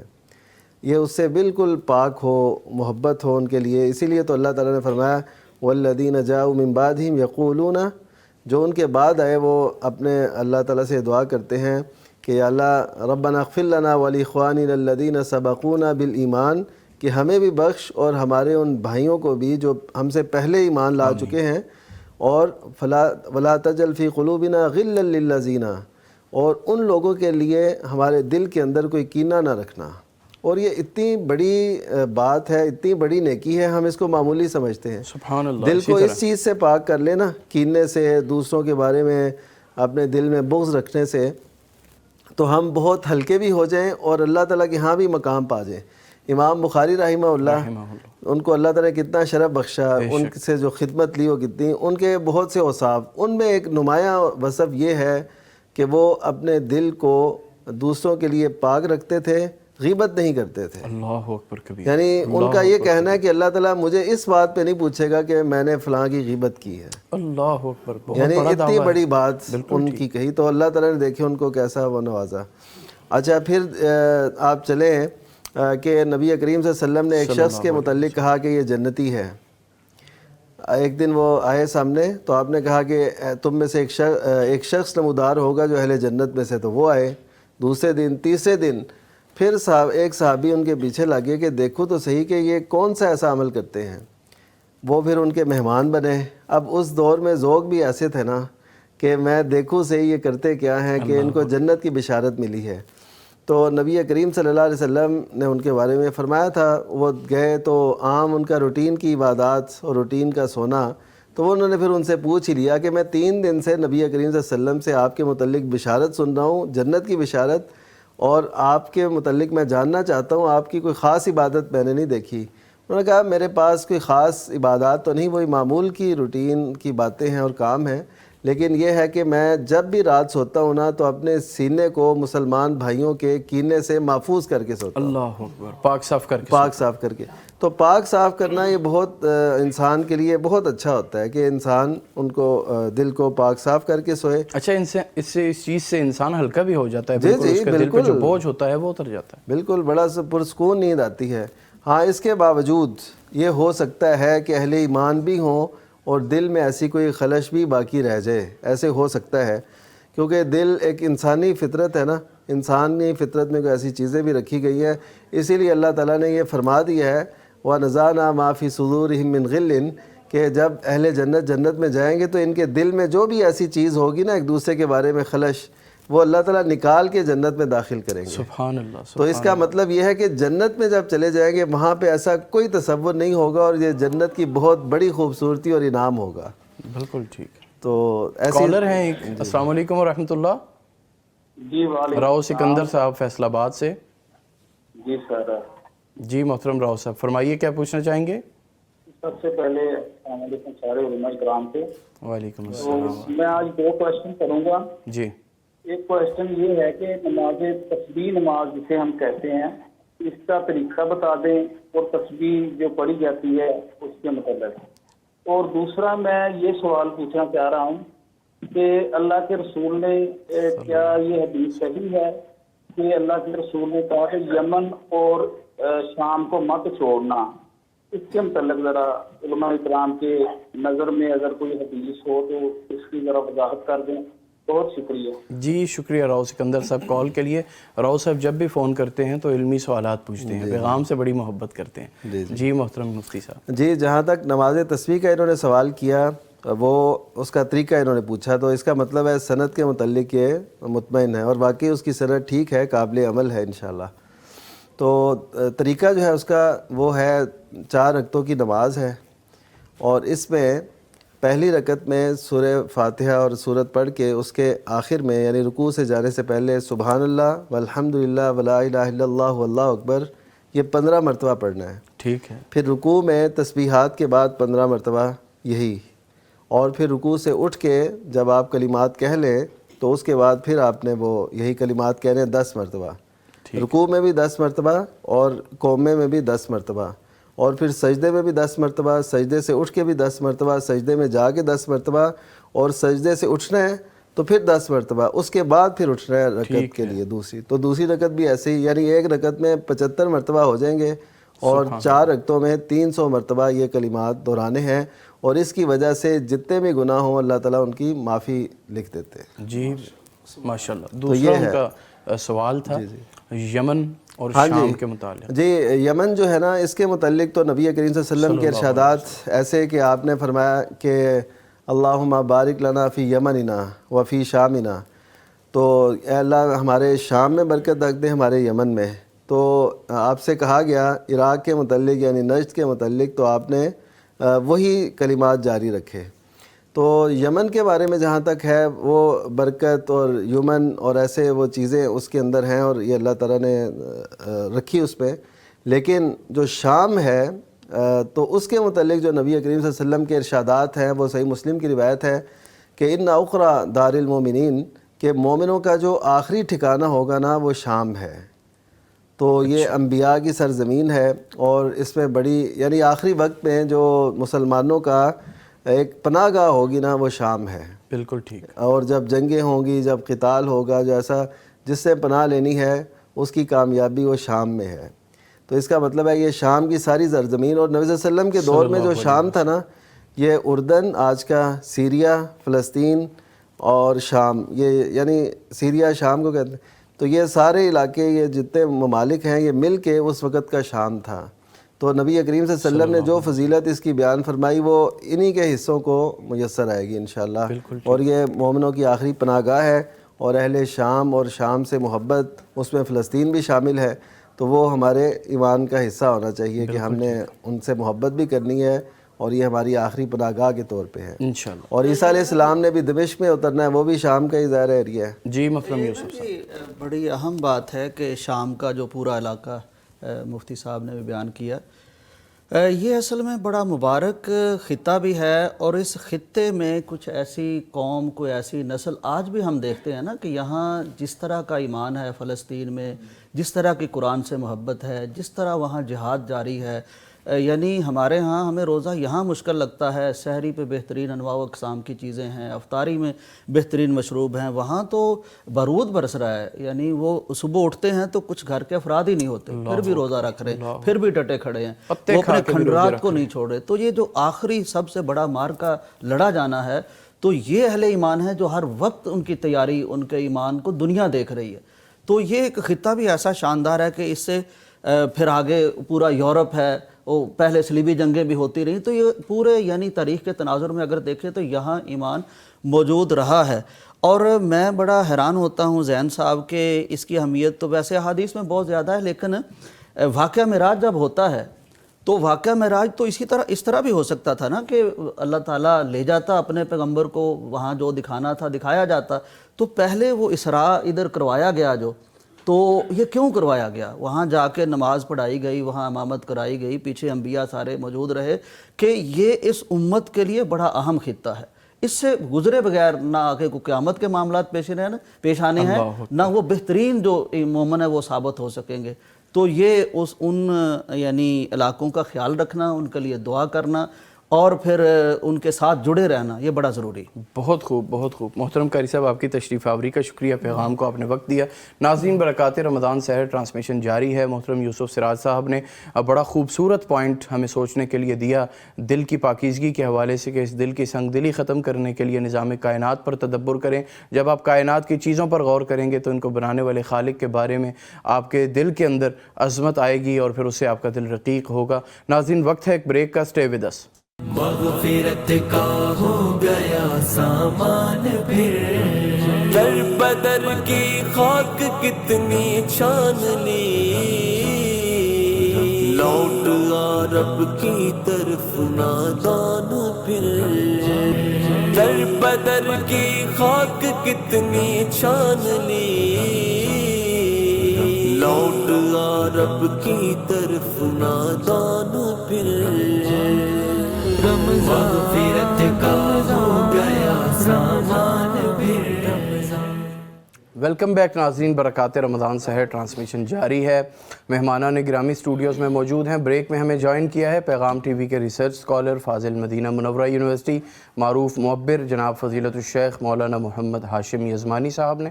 السلام علیکم ورحمۃ اللہ. وعلیکم السلام ورحمۃ اللہ. یزمانی صاحب مزاج بخیر ہیں؟ الحمدللہ سے ماشاءاللہ. دل کی پاکیزگی کے حوالے سے گفتگو جاری ہے. محترم یوسف سراج صاحب موجود ہیں، مفتی نعمان فاروقی صاحب موجود ہیں. فرمائیے گا، گناہوں کی وجہ سے دل پر زنگ لگ جاتا ہے، اس کی صفائی کیسے ممکن ہے؟ بسم اللہ الرحمن الرحیم. گفتگو میں نے ساری سنی ہے، الحمدللہ استفادہ بھی کیا ہے، اور ایک ایسے موقع پر آپ نے ایسا سوال کیا ہے کہ جس کا اکثر حصہ ماشاءاللہ علم نکات اور گفتگو ہو چکی ہے. دل کو زنگ لگتا ہے گناہوں سے، دل کو زنگ لگتا ہے اللہ تعالیٰ کی نافرمانی سے، اللہ تعالیٰ کی معصیت سے. جیسا کہ نبی کریم صلی اللہ علیہ وسلم کا فرمان گرامی ہے کہ بندہ مومن جب کوئی گناہ کرتا ہے اس سے اس کے دل پر ایک سیاہ نقطہ پڑ جاتا ہے، اور اگر وہ اسے چھوڑ کر توبہ کر لیتا ہے وہ نقطہ بھی مٹ جاتا ہے اور دل دوبارہ شفاف آئینے کی طرح چمکدار ہو جاتا ہے۔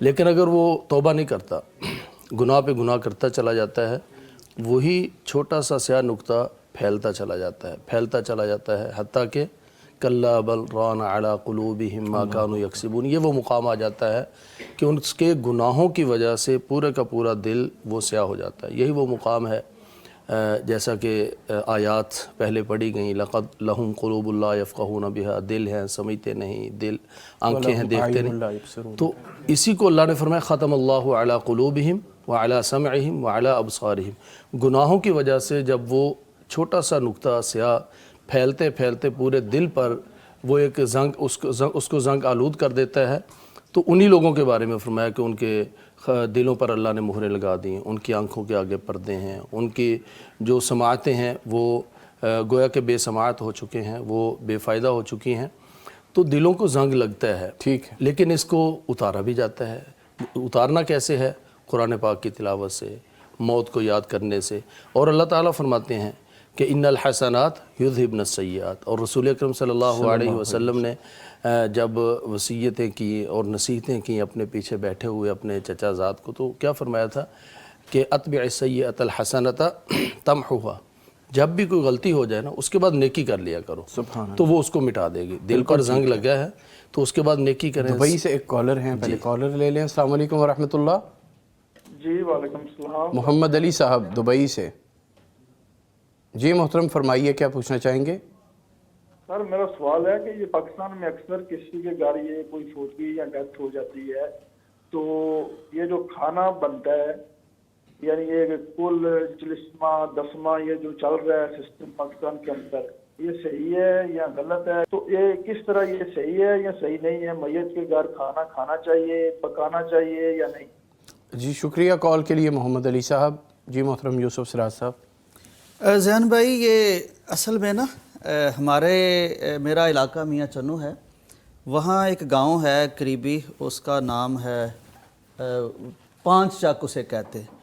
وہ پچھلے سال وہاں کی ایک ویڈیو میرے سامنے آئی اور کسی نے شیئر کی تھی کہ یہ ایک گاؤں والوں نے فیصلہ کیا ہے اور بڑا شاندار فیصلہ کیا۔ وہ میں نے اسے جب دیکھا تو میں حیران ہوا کہ واقعتاً انہوں نے بڑا ایک شاندار فیصلہ کیا تھا۔ اصل میں ذہن بھائی، یہ ہم ادھر رہے ہیں نا جب، تو بہت سی چیزیں ہمارے رسم و رواج ہیں، یہاں کا کلچر اور تہذیب بن گئی ہیں اور وہ آہستہ آہستہ یعنی شامل ہو گئی ہیں، اور بعض دفعہ وہ رسم کرتے کرتے لوگ سمجھتے ہیں شاید دین کا بھی حصہ ہے، تو لیکن وہ بوجھ بہت بن گیا آج کل لوگوں پر نا۔ آپ کو معلوم ہے کس طرح بیچارے، یعنی غربت ہے، بے روزگاری ہے، اور اپنا پیٹ پالنا بڑا مشکل ہو گیا ہے، تو پھر جب اس طرح کی رسمیں آتی ہیں تو پھر وہ برادری کو دکھانے کے لیے وہ کرنی بھی پڑتی ہیں اور بندہ مجبور ہو جاتا ہے۔ تو یہ سلسلے چل رہے ہیں۔ تو انہوں نے کیا کیا، انہوں نے کہا کہ یہ دیکھیں پورے گاؤں نے یہ فیصلہ کیا، اور میں وہ ویڈیو موجود بھی ہے، کہنے لگے کہ یہ جی اگر اس طرح کا کوئی معاملہ کسی نے کرنا ہے نا تو یہ کوئی طریقہ نہیں ہے کہ بیچارہ ایک تو ان کا کوئی فوت ہوا ہے، دوسرا اس رسم کے نام پر آپ ان پر اتنا بوجھ ڈال دیں کہ گویا کہ جو زندہ ہیں ان کو بھی تھوڑی بہت جان نکال لیں، تو یہ نہیں ہوگا۔ اب اگر کوئی ایسا سلسلہ کرنا ہے تو رسم، یعنی ہے تو رسم، وہ چونکہ عرب میں رہتے ہیں نا تو انہیں پتہ ہے کہ ادھر اس طرح کا سلسلہ نہیں ہوتا، تو وہ وہاں سے سیکھ کے کہہ رہے ہیں کہ پاکستان میں ہو رہا ہے تو یہ بوجھ ہے لوگوں پر، تو کیسے اسے جان چھڑائی جا سکتی۔ انہوں نے کہا اگر تو یہ رسم کرنی ہے تو پھر یہ مسجد میں پھلیاں مکھانے تھوڑے سے ہوں گے، کوئی امیر فوت ہو کوئی غریب فوت ہو، یہاں نہ تو کوئی دیگیں پکیں گی، نہ کوئی برائلر کا گوشت ہوگا، نہ مٹن ہوگا۔ اس طرح کا سلسلہ اگر ہے جو بھی ہوگا تو یہ کرنا ہے، تو اب کسی پہ بوجھ ہم نہیں بننے دیں۔ تو بہرحال مجھے تو ان کا بڑا اچھا فیصلہ لگا، کیونکہ بہت سے لوگ ہیں جو اس موقع پر بیچارے، نبی صلی اللہ علیہ وسلم کا تو مفتی صاحب آپ کو بتائیں گے کہ طریقہ یہ ہے کہ جس کی فوتگی ہو گئی ہے اس کو تسلی دی جائے، ان کے ساتھ تعزیت کے دو بول بولے جائے، وہ تو اپنی مصیبتیں پڑے ہیں، ان کی طرف کھانا بھیجا جائے، نبی صلی اللہ علیہ وسلم نے بھیجا تھا کھانا جن کی فوتگی ہوئی۔ تو یہ بڑی اچھی بات کر رہے ہیں، اس پہ ہمارے پاکستانیوں کو غور کرنا چاہیے کہ بوجھ نہ بنے کسی پہ، یعنی بوجھ بالکل نہ بنے، جن کی کو فوتگی ہو گئی ہے ان پہ ایسا بوجھ نہیں بننا چاہیے۔ بالکل ٹھیک ہے جی۔ اور شعور سے وہ کہہ رہے تھے کہ کیسے اس کی شعور ہونا چاہیے، دیکھنا چاہیے دنیا کیا کر رہی ہے، عرب کیا کر رہے ہیں، ہم بھی اس کلچر کو فالو کر لیں اگر فائدے والا ہے۔ ٹھیک ہے، کالر ہیں جی۔ السلام علیکم ورحمۃ اللہ۔ میں محمد خالد بات کر رہا ہوں۔ جی میاں خالد صاحب، جناب محمد خالد صاحب بھاولپور سے، فرمائیے گا کیا سوال ہے آپ کا؟ سر یہ سوال سوال یہ ہے کہ نا اگر کسی کسان کو فصل میں نقصان ہو جاتا ہے تو کیا اس کو عشر دینا لازم ہے؟ جی ٹھیک ہے، شکریہ کال کے لیے محترم مفتی صاحب۔ جی اگر ان کے پاس جو پیداوار ہے اب جو موجود ہے وہ 15.5 من سے زیادہ ہے تو پھر وہ اس میں سے عشر دیں گے، ٹھیک ہے۔ نقصان جتنا بھی ہوا وہ ظاہر ہے، اب یہ تو نہیں کہ اللہ کا حصہ روک لینا ہے، اس میں سے یعنی جو اللہ کے لیے نکالنا تھا وہ حصہ نہیں روکیں گے۔ 15.5 من سے زیادہ تو اس میں سے عشر دیں گے۔ وہ عشر کی وہی ترتیب ہے کہ اگر وہ نہری پانی ہے تو اس میں پھر وہ دیں گے 10واں حصہ، اور اگر ٹیوب ویل وغیرہ سے ہے یا سولر سے ہے تو اس میں پھر 20واں حصہ۔ ٹھیک ہے جی محترم یزمانی صاحب، گفتگو ہو رہی تھی دل کے زنگ کو اتارنے کے حوالے سے۔ دل کے زنگ کو اتارنے کے لیے قرآن پاک کی تلاوت، اللہ تعالیٰ کی یاد اور موت کو یاد کرنا، یعنی موت جب آدمی یاد کرتا ہے اور قبرستان کو جب جا کر دیکھتا ہے۔ کالر ہیں ایک پلیز۔ السلام علیکم ورحمۃ اللہ۔ جی وعلیکم السلام۔ جاوید صاحب لاہور سے۔ جی الحمدللہ، جی آپ کیسے ہیں؟ ٹھیک، اللہ کا بڑا احسان ہے، بالکل خیر و عافیت۔ فرمائیے کیا پوچھنا چاہیں گے؟ جی میرا ایک چھوٹا سا کویسچن ہے جی ضرور صاحب سے۔ ایک تو یہ مجھے بتائیے کہ جو دعا کی قبولیت کے کیا اوقات ہیں، اور دعا کی قبولیت کے لیے ہمیں کن الفاظ سے دعا سٹارٹ کرنی چاہیے، اور کون سے ایسے جامع کلمات ہیں جو پڑھنے سے دعا لازمی قبول ہوتی ہے، اور کیا ہمیں ہر فرض نماز کے بعد دعا لازمی کرنی چاہیے؟ اس کے بارے میں ذرا پلیز بتائیے۔ جی شکریہ جاوید صاحب۔ جناب مفتی صاحب۔ جی دعا کی قبولیت کے اوقات میں سے ایک تو آج کل جیسے افطار کے موقع پہ یہ قبولیت کا وقت ہے، دوسرا ایک اذان اور تکبیر کے درمیان جو وقت ہے دعا کی قبولیت کا وقت ہے، سجدے میں دعا کی قبولیت کا وقت ہے، نماز کے آخر میں یعنی سلام پھیرنے سے پہلے یہ دعا کی قبولیت کا وقت ہے جس میں نبی صلی اللہ علیہ وسلم نے تعلیم بھی فرمائی، اور اسی طرح جب بارش کا نزول ہو تب دعا کریں تو یہ بھی دعا کی قبولیت کا وقت ہے۔ پھر تہجد کے وقت یعنی سحری کے وقت یہ بھی دعا کی قبولیت کا وقت ہے، اس میں تو اللہ تعالیٰ آسمان دنیا پہ آتے ہیں۔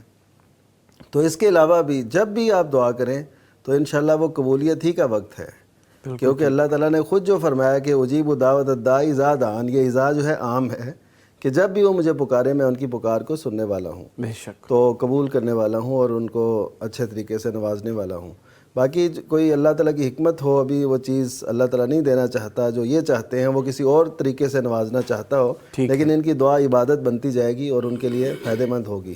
باقی یہ ہے کہ شروع میں اللہ تعالیٰ کی تعریف جن بھی الفاظ سے ہو جو ثابت ہیں یا ان کے اپنے الفاظ، اس پہ اللہ تعالیٰ کی صفات کا واسطہ بھی دے سکتے ہیں، تو ایسے دعا کریں، اور پھر نبی صلی اللہ علیہ وسلم پہ درود پڑھیں اور جامع دعائیں کریں، یعنی جس میں جامعیت ہو، یہ نہیں کہ ایک چھوٹی چھوٹی جزیات کو مانگیں بلکہ عمومی، اور پورے یقین کے ساتھ مانگیں۔ یہ نہیں کہنا کہ اگر اللہ چاہے تو ایسے نہیں، بلکہ یقین کے ساتھ دعا کرنی ہے، اور آخر میں پھر درود پڑھ کے اس طرح انشاءاللہ قبولیت بھی ہوگی اور جو اس کے اوقات ہیں وہ بھی سامنے آ گئے۔ کالر ہیں جی ایک اور۔ السلام علیکم ورحمۃ اللہ۔ شیخ عمران صاحب سے آلکوٹ سے۔ السلام علیکم۔ السلام علیکم شیخ عمران صاحب سیالکوٹ سے۔ السلام علیکم۔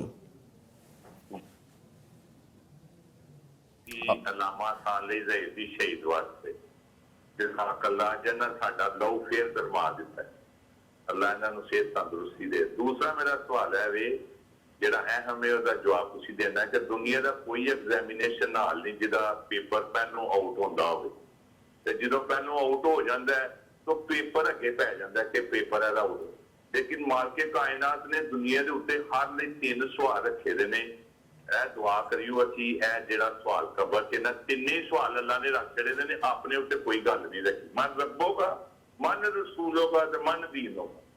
یا خصوصی دعا کریو ہے اللہ پاک سانو استقامت بخشے تے سوال دین والے بنیے، جزاک اللہ۔ جی شکریہ شیخ عمران صاحب کال کے لیے۔ جی محترم یزمانی صاحب۔ تو ان کا سوال تو نہیں، دعا ہی ہے، دعا ہی کا کہا ہے انہوں نے۔ جی علامہ صاحب کے حوالے سے بھی کچھ اظہار کر رہے تھے، شاید آواز میں کوئی پرابلم ہوئی ہوگی۔ جی اللہ تعالیٰ حضرت علامہ صاحب رحمۃ اللہ علیہ اور جتنے بھی اللہ تعالیٰ کے راستے میں یا طبی موت اہل ایمان فوت ہوئے ہیں، اللہ تعالیٰ سب کی قبروں کو منور فرمائے۔ بہرحال وہ پروفیسر ساجد میر صاحب حافظہ اللہ ان کی بات کر رہے تھے کہ ان کے بعد ان کو یعنی ان کو جماعت کی قیادت کا موقع ملا اور انہوں نے بڑی خدمات کی ہیں. اللہ انہیں صحت دے. یہ تھی دعا ان کی. چونکہ پہلی بات تو وہ کٹ گئی تھی, ہم نے سنی نہیں, تو دعا کے لیے اللہ تعالیٰ جو ہے نا وہ ان کی قبروں کو منور فرمائے, اور کتنی مقدس اور بڑی مبارک یعنی جگہ پہ اللہ تعالیٰ ان کو لے گئے, کہاں زخمی ہوئے, کہاں علاج ہوا, کہاں انتقال ہوا, اور کہاں جا کر بقیع الغرقد کے اندر صحابہ اکرام کے جوار اور پہلو میں اللہ تعالیٰ نے ان کو مدفن دیا.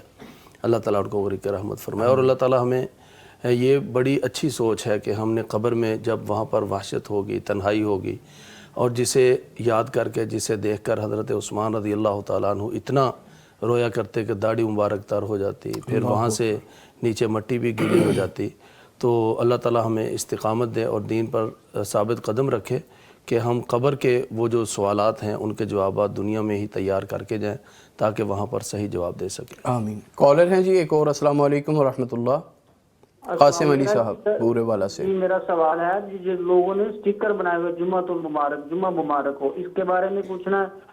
اور دوسرا سوال ہے کہ یہ لوگ ایک لوگوں نے عمرہ نہیں کیا, حج نہیں کیا, اور اس کو حلیہ دیکھ کے لوگ کہتے ہیں حاجی صاحب, اس کے بارے میں پوچھنا ہے. جی شکریہ قاسم علی صاحب. محترم یزمانی صاحب, جن لوگوں نے حج نہیں کیا لوگ ان کا حلیہ دیکھ کے حاجی صاحب کہتے ہیں, اس کے بارے میں.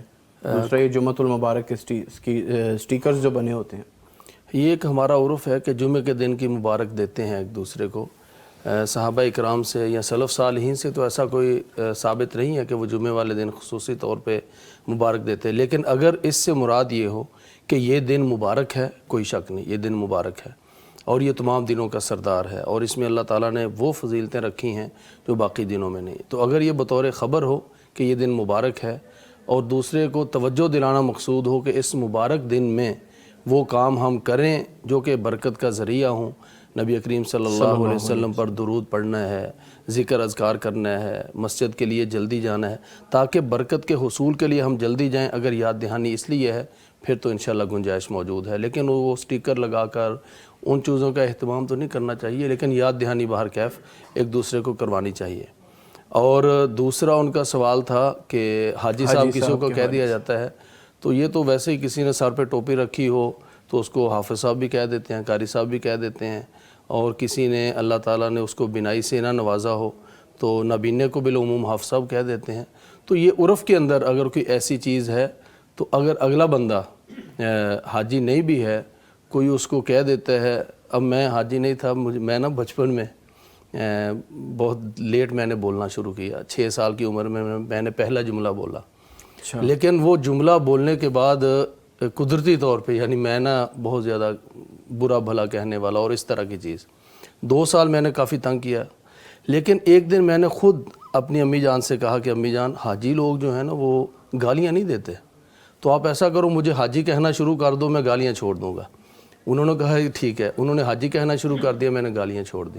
تو اس لحاظ سے بھی اگر ہم دیکھیں کہ کوئی نیک آدمی ہے تو حج اور عمرہ انسان کو چونکہ نیک بناتے ہیں, تو اگر کسی کی نیکی کی طرف اشارہ کرتے ہوئے اس کو حاجی صاحب کہہ دیا جائے تو اس کو بطور دعا لے لیں کہ اللہ تعالیٰ اس کو حاجی بنا دے اور نیک بھی بنا دے, تو امید ہے اس میں کوئی حرج نہیں ہے انشاءاللہ. جی محترم یوسف سراج صاحب, کون کہتے ہیں نا کہ بعد میں آنے والے حالات کے پیش نظر وہ ایسا کہہ رہے ہیں, تو یہ دعائیہ کلمات ہو جائیں.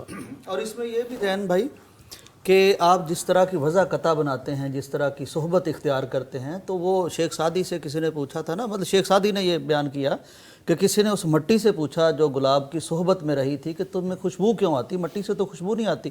اس نے کہا نہیں, کمال میرا نہیں ہے, میری سنگت کا, میری صحبت کا کمال ہے. تو آپ جس طرح کا حلیہ بناتے ہیں اسی طرف لوگ منسوب کرتے ہیں آپ کو, یہ اچھی بات بھی ہے. بالکل ٹھیک.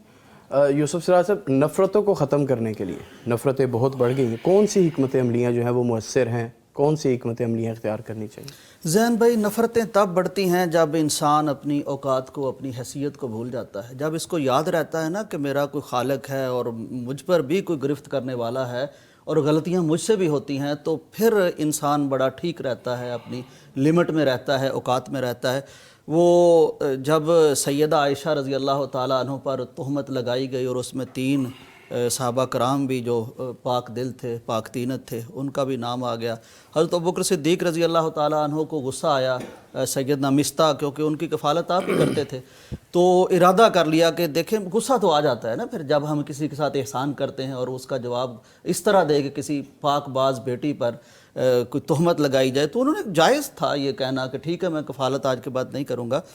تو لیکن اللہ تعالیٰ نے قرآن مجید میں کیا کہا کہ تم نہیں چاہتے کہ تمہیں معاف کر دیا جائے؟ اگر ہم چاہتے ہیں کہ ہم بھی اللہ سے معافی مانگیں، ہماری جیبیں پھر معافیوں سے بھری ہونی چاہیے، معاف کرتے رہیں۔ اور وہ فضیلت نعمان صاحب نے، مفتی صاحب نے بیان کر دی نا، ایسا پاکیزہ دل، نبی صلی اللہ علیہ وسلم کا فرمان ہے کہ پرندوں کے دلوں کی طرح کے لوگ جنت میں جائیں گے۔ وہ حسد، بغض، کینہ، نفرتیں اگر پالی ہوئی ہیں تو یہ آپ کی باڈی، آپ کا دل خراب ہو رہا ہے، میڈیکلی بھی خراب ہو رہا ہے، تو روحانی اعتبار سے بھی خراب ہو رہا ہے۔ تو نفرتوں کو چھوڑ دیں، محبتوں کو شیار کریں، انشاءاللہ زندگی جنت بنے گی اور اخروی جنت بھی پھر قریب آئے۔ سبحان اللہ۔ کالر ہیں جی ایک اور۔ السلام علیکم ورحمۃ اللہ۔ فاروق صاحب جڑاں والا سے۔ السلام علیکم ورحمۃ اللہ۔ وعلیکم السلام۔ جی محترم فاروق صاحب فرمائیے کیا سوال ہے آپ کا؟ جی میرا سوال ہے جی کہ کرسی پہ بیٹھ کے السلام علیکم ورحمۃ اللہ وبرکاتہ۔ سوال میرا ہے جی کہ کرسی پہ بیٹھ کے نماز ہو جاتی ہے، اور نبی پاک صلی اللہ علیہ وسلم نے کوئی نماز کرسی پہ بیٹھ کے پڑھی ہے؟ دوسرا سوال یہ ہے کہ جب کرسی صاف کے درمیان میں آتی ہے تو صاف بندی رہ جاتی ہے؟ یہ میرا سوال۔ جی شکریہ فاروق صاحب کال کے لیے۔ محترم مفتی صاحب۔ جی ایسا ہے کہ نبی کریم صلی اللہ علیہ وسلم سے تو کرسی پہ بیٹھ کے نماز پڑھنا ثابت نہیں ہے، بلکہ بعض محققین کا یہ کہنا ہے کہ نبی صلی اللہ علیہ وسلم کے دور میں کرسی کا وجود تھا لیکن مسجد میں وہ نہیں رکھی جاتی تھی۔ تو اس وجہ سے یہ جو کلچر ہمارے ہاں کرسی کا بڑھتا جا رہا ہے نا مساجد میں، اس میں کمی لانی چاہیے۔ لیکن ہم یہ کہہ نہیں سکتے کہ جی یہ ناجائز ہے یا ایسا، کیونکہ یہ دور حاضر کی کوئی سہولیات ہیں اور لوگوں کو پرابلم بھی کچھ ایسی ہیں جو کرسی کے علاوہ حل نہیں ہوتی۔ یعنی نبی صلی اللہ علیہ وسلم کے دور میں اگر کوئی بیمار ہوتا تھا، وہ نیچے بیٹھ کے جیسے تشہد میں ہم بیٹھتے ہیں یا چار زانو ہو کے جیسے ہم چونکڑی مارنا کہتے ہیں، اس طرح بیٹھ کے نماز پڑھتے تھے۔ تو اب جو ہے گھٹنوں میں پرابلم کی وجہ سے لوگ جو اکثر بزرگ حضرات ہیں وہ ایسے بیٹھ جاتے ہیں، تو وہ تو چونکڑی مار کے بیٹھ نہیں سکتے اور اسی طرح گھٹنے فولڈ کر کے نہیں بیٹھ سکتے۔ اس وجہ سے سہولت سے تو فائدہ اٹھایا جا سکتا ہے اور نماز پڑھنے میں کوئی مذائقہ نہیں ہے۔ باقی جو سب بندی ہے وہ جو اس کے پچھلے کرسی کے دو ٹانگیں ہوں گی وہ ایسے سمجھے کہ آپ کی ٹانگیں ہیں، یعنی ان کے متبادل ہیں۔ جب ان سے آپ ملا لیں گے تو ایسے سمجھے کہ آپ صف کے ساتھ ملے ہوئے ہیں۔ ٹھیک ہے یزمانی صاحب، آپ تشریف لاتے ہیں تو ہمیں خوابوں کے حوالے سے پوچھنے کا بڑا شوق ہوتا ہے، تو فرمائیے گا کیا دن اور رات کے خوابوں میں فرق ہوتا ہے؟ اس کا جواب لیتے ہیں کالر کے بعد۔ السلام علیکم ورحمۃ اللہ۔ ذیشان صاحب شیخو پورہ سے۔ جی وعلیکم السلام ورحمۃ اللہ۔ جی محترم ذیشان صاحب فرمائیے گا کیا پوچھنا چاہیں گے؟ میں یہ پوچھنا چاہوں گا کہ میں نے نا آج سے کچھ عرصہ پہلے جو نا ایک خواب دیکھا تھا، وہ بہت عجیب و غریب تھا اور مجھے اس کی سمجھ نہیں آئی، تو میں اس کی تفصیل پوچھنا چاہتا ہوں۔ جی جی۔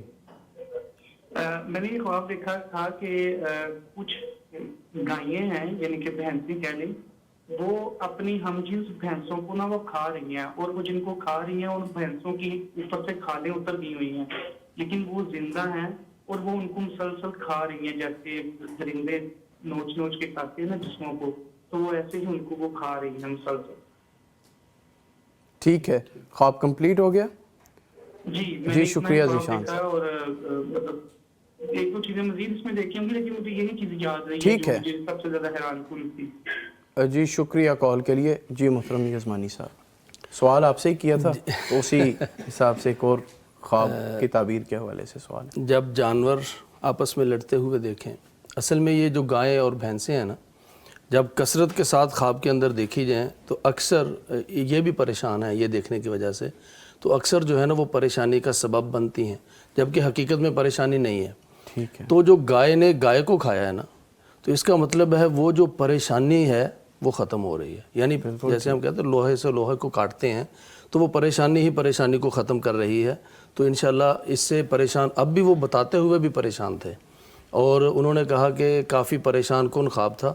تو یہ جو اصل میں پریشانی نفسیاتی طور پر ان کو لگی ہوئی ہے نا کہ میں نے گائے دیکھی ہے، یا گائے کو دیکھنے کی وجہ سے بعض دفعہ لوگ کہتے ہیں کہ اس کو نظر کا مسئلہ ہے، اس کو وہ جو مسائل بننے تھے اس کو دیکھ کر وہ ختم ہو رہے ہیں. تو انشاءاللہ کوئی پریشانی نہیں ہے, کچھ بھی نہیں ہوگا انشاءاللہ, پریشانیاں ختم ہو رہی ہیں. ٹھیک ہے جی. کالر ہیں جی ایک اور. السلام علیکم ورحمۃ اللہ. ڈاکٹر عاطف صاحب کراچی سے. السلام علیکم. وعلیکم السلام. جی ڈاکٹر عاطف صاحب, کیا سوال ہے آپ کا, کیا پوچھنا چاہیں گے؟ اچھا سر, یہ ذرا پلیز مفتی صاحب سے ذرا ڈیٹیل سے پوچھ کے بتائیں جی کہ ہمارے ایک رشتے دار ہیں, پہلے تو انہوں نے کیا کیا, حکومت کے ساتھ جال سازی کی. مفتی صاحب جی آپ فرمائیں, آپ کا سوال سن رہے ہیں. انہوں نے کیا کیا کہ حکومت کے ساتھ جیل سازی کر کے, جال سازی کر کے, دھوکہ دہی کر کے اپنی تعلیم حاصل کی, اور اس کے علاوہ پھر دوبارہ دھوکہ دہی کر کے حکومت سے پھر نوکری حاصل کی. اب کیونکہ میرا تعلق دین سے بہت زیادہ ہے تو میں ہر نہیں, لیکن وہ بہت ہی قریبی رشتے دار ہے, اگر نہیں جاتے تو قطع تعلق والا معاملہ بن جاتا ہے. اب میں اس کے گھر کے اندر نہیں, تو کیا اس کے گھر کا کھانا پینا کر سکتا ہوں یا نہیں کر سکتا ہوں؟ جی شکریہ ڈاکٹر عاطف صاحب. جناب محترم مفتی نعمان فاروقی صاحب. جی جو لوگ حرام کسب کرتے ہیں, حرام کمائی اور حرام معاملات, اور یہ جیسا کہ وہ کہہ رہے ہیں, کیونکہ یہ جو ہے نا ایسے عہدے پہ آ جانا غیر قانونی طریقے سے اور رشوت ستانی سے, اور ایسے یہ ایک جرم بن جاتا ہے نا, تو اس سے معاشرے میں پھر جو کئی بگاڑ پیدا ہوتے ہیں. تو اس صورت میں جب ان کو پتہ ہے کہ وہ واقعی ایسے ہوا ہے, اور یہ بالکل اس کے چشم دید گواہ ہوں کہ ایسے ہوا ہے, محض اس گمان کی بنیاد پہ نہ ہو, تو پھر ان سے ایوائڈ کرنا چاہیے. ان کو یہ بتانے کے لیے کہ وہ توبہ کریں, ٹھیک ہے, یہ اپنی رشتہ داری نہ ختم کریں.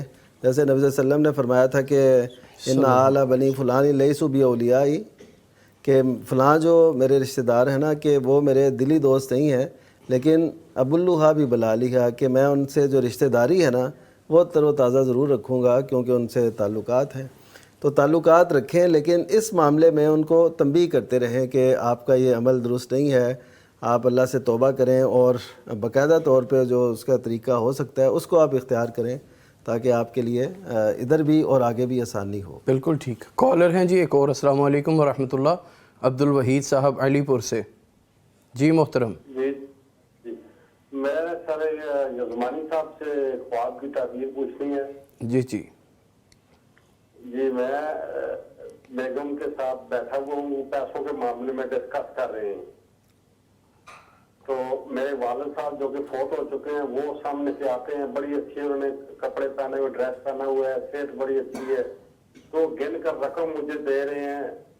تقریباً 1 کروڑ تک انہوں نے گنی ہے, 1 کروڑ اور کچھ لاکھ اوپر بھی جو ہے نا وہ مجھے کہہ رہے ہیں یہ لو, 20 لاکھ 30 لاکھ 40 50 80 لاکھ 1 کروڑ اور اوپر بھی کچھ 9-10, یہ اسی رقم مجھے وہ دیتے ہیں, رہتے ہیں, میری آنکھ کھل جاتی ہے. جب کب کا خواب ہے یہ؟ جی کب خواب آیا آپ کو؟ یہ جو رات گزری ہے پچھلی رات کو. ٹھیک ہے. آپ کے بچے کتنے ہیں؟ میرے بچے جو نا 3 بیٹیاں ہیں 3 بیٹے. ٹھیک ہے. آپ کی عمر کتنی ہے؟ میری عمر جو 62 سال شروع ہے. ٹھیک. شکریہ عبد الوحید صاحب کال کے لیے. اسی کے ساتھ وہ سوال جو کیا تھا اس کا جواب بھی جوڑ دیجیے گا, دن اور رات میں خواب کے حوالے سے.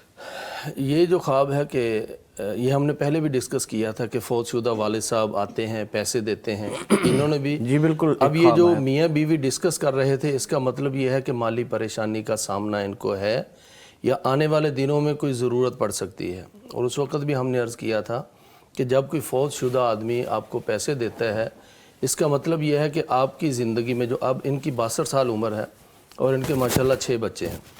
اب عین ممکن ہے کہ ان کے زیادہ ٹائم نہیں تھا, میں پوچھ لیتا, ان کے کسی بیٹے بیٹی کی شادی کا کوئی خرچہ, یا پھر آگے کوئی ایسا مسئلہ جو کہ روٹین کے اخراجات سے ہٹ کر وہ جو آپس میں ڈسکس کر رہے ہیں پیسوں کے بارے میں, اس کا مطلب مالی پریشانی ہے.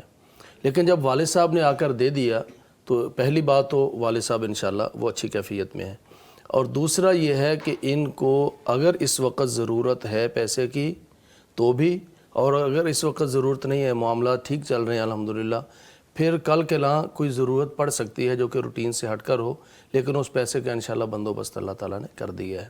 تو یہ پریشانی والی بات نہیں, بلکہ والد صاحب بھی اچھی کیفیت میں ہیں, دیے بھی پیسے ہیں, اور دیے بھی اس وقت میں ہے کہ جب دونوں پیسوں ہی کے بارے میں سوچ رہے ہیں میاں بیوی, تو انشاءاللہ پریشانی والی بات نہیں ہے. ٹھیک ہے.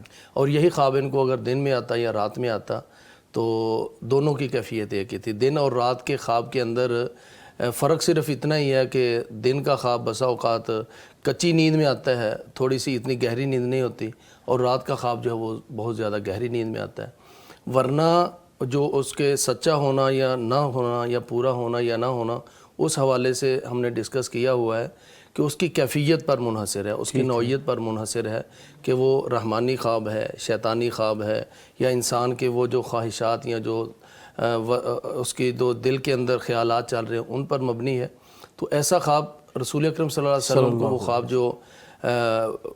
جو لشکر جو کہ بحری بیڑا یا بحری لشکر وہ یعنی وہ لشکر ہوگا اور وہاں پر مسلمانوں کو فتح بھی ملے گی, یہ حضرت ام حرام بنت ملحان رضی اللہ تعالیٰ عنہ ان کے گھر آیا تھا اور قیلولہ کے وقت آیا تھا, اور پھر وہ پورا بھی ہوا تھا. تو اس لیے دن کا خواب ہو یا رات کا خواب ہو, یہ انشاءاللہ ایک جیسا ہی ہے. نوعیت اور انسان جو صاحب خواب ہے وہ خود کتنا سچا ہے, خود کتنا نیک ہے, اور خواب کی نوعیت کیا ہے, یہ اس پہ ڈیپینڈ کرتا ہے. بالکل ٹھیک. کالر ہیں جی ایک. السلام علیکم ورحمۃ اللہ. فاروق صاحب لاہور سے. جی محترم فاروق صاحب فرمائیے گا. جی السلام علیکم. وعلیکم السلام ورحمۃ اللہ. جی میں نے پتہ کرنا تھا جی کہ ہم حدیث کو سنتے ہیں تو لیکن اس پہ ہم پھر بھی عمل نہیں کرتے, کیونکہ پہلے وقتوں میں نبی کے وقتوں میں منافقین ہوتے تھے وہ عمل نہیں کرتے, لیکن ہم تو اب مسلمان ہیں, ہمیں حدیث پہ تو عمل کرنا چاہیے.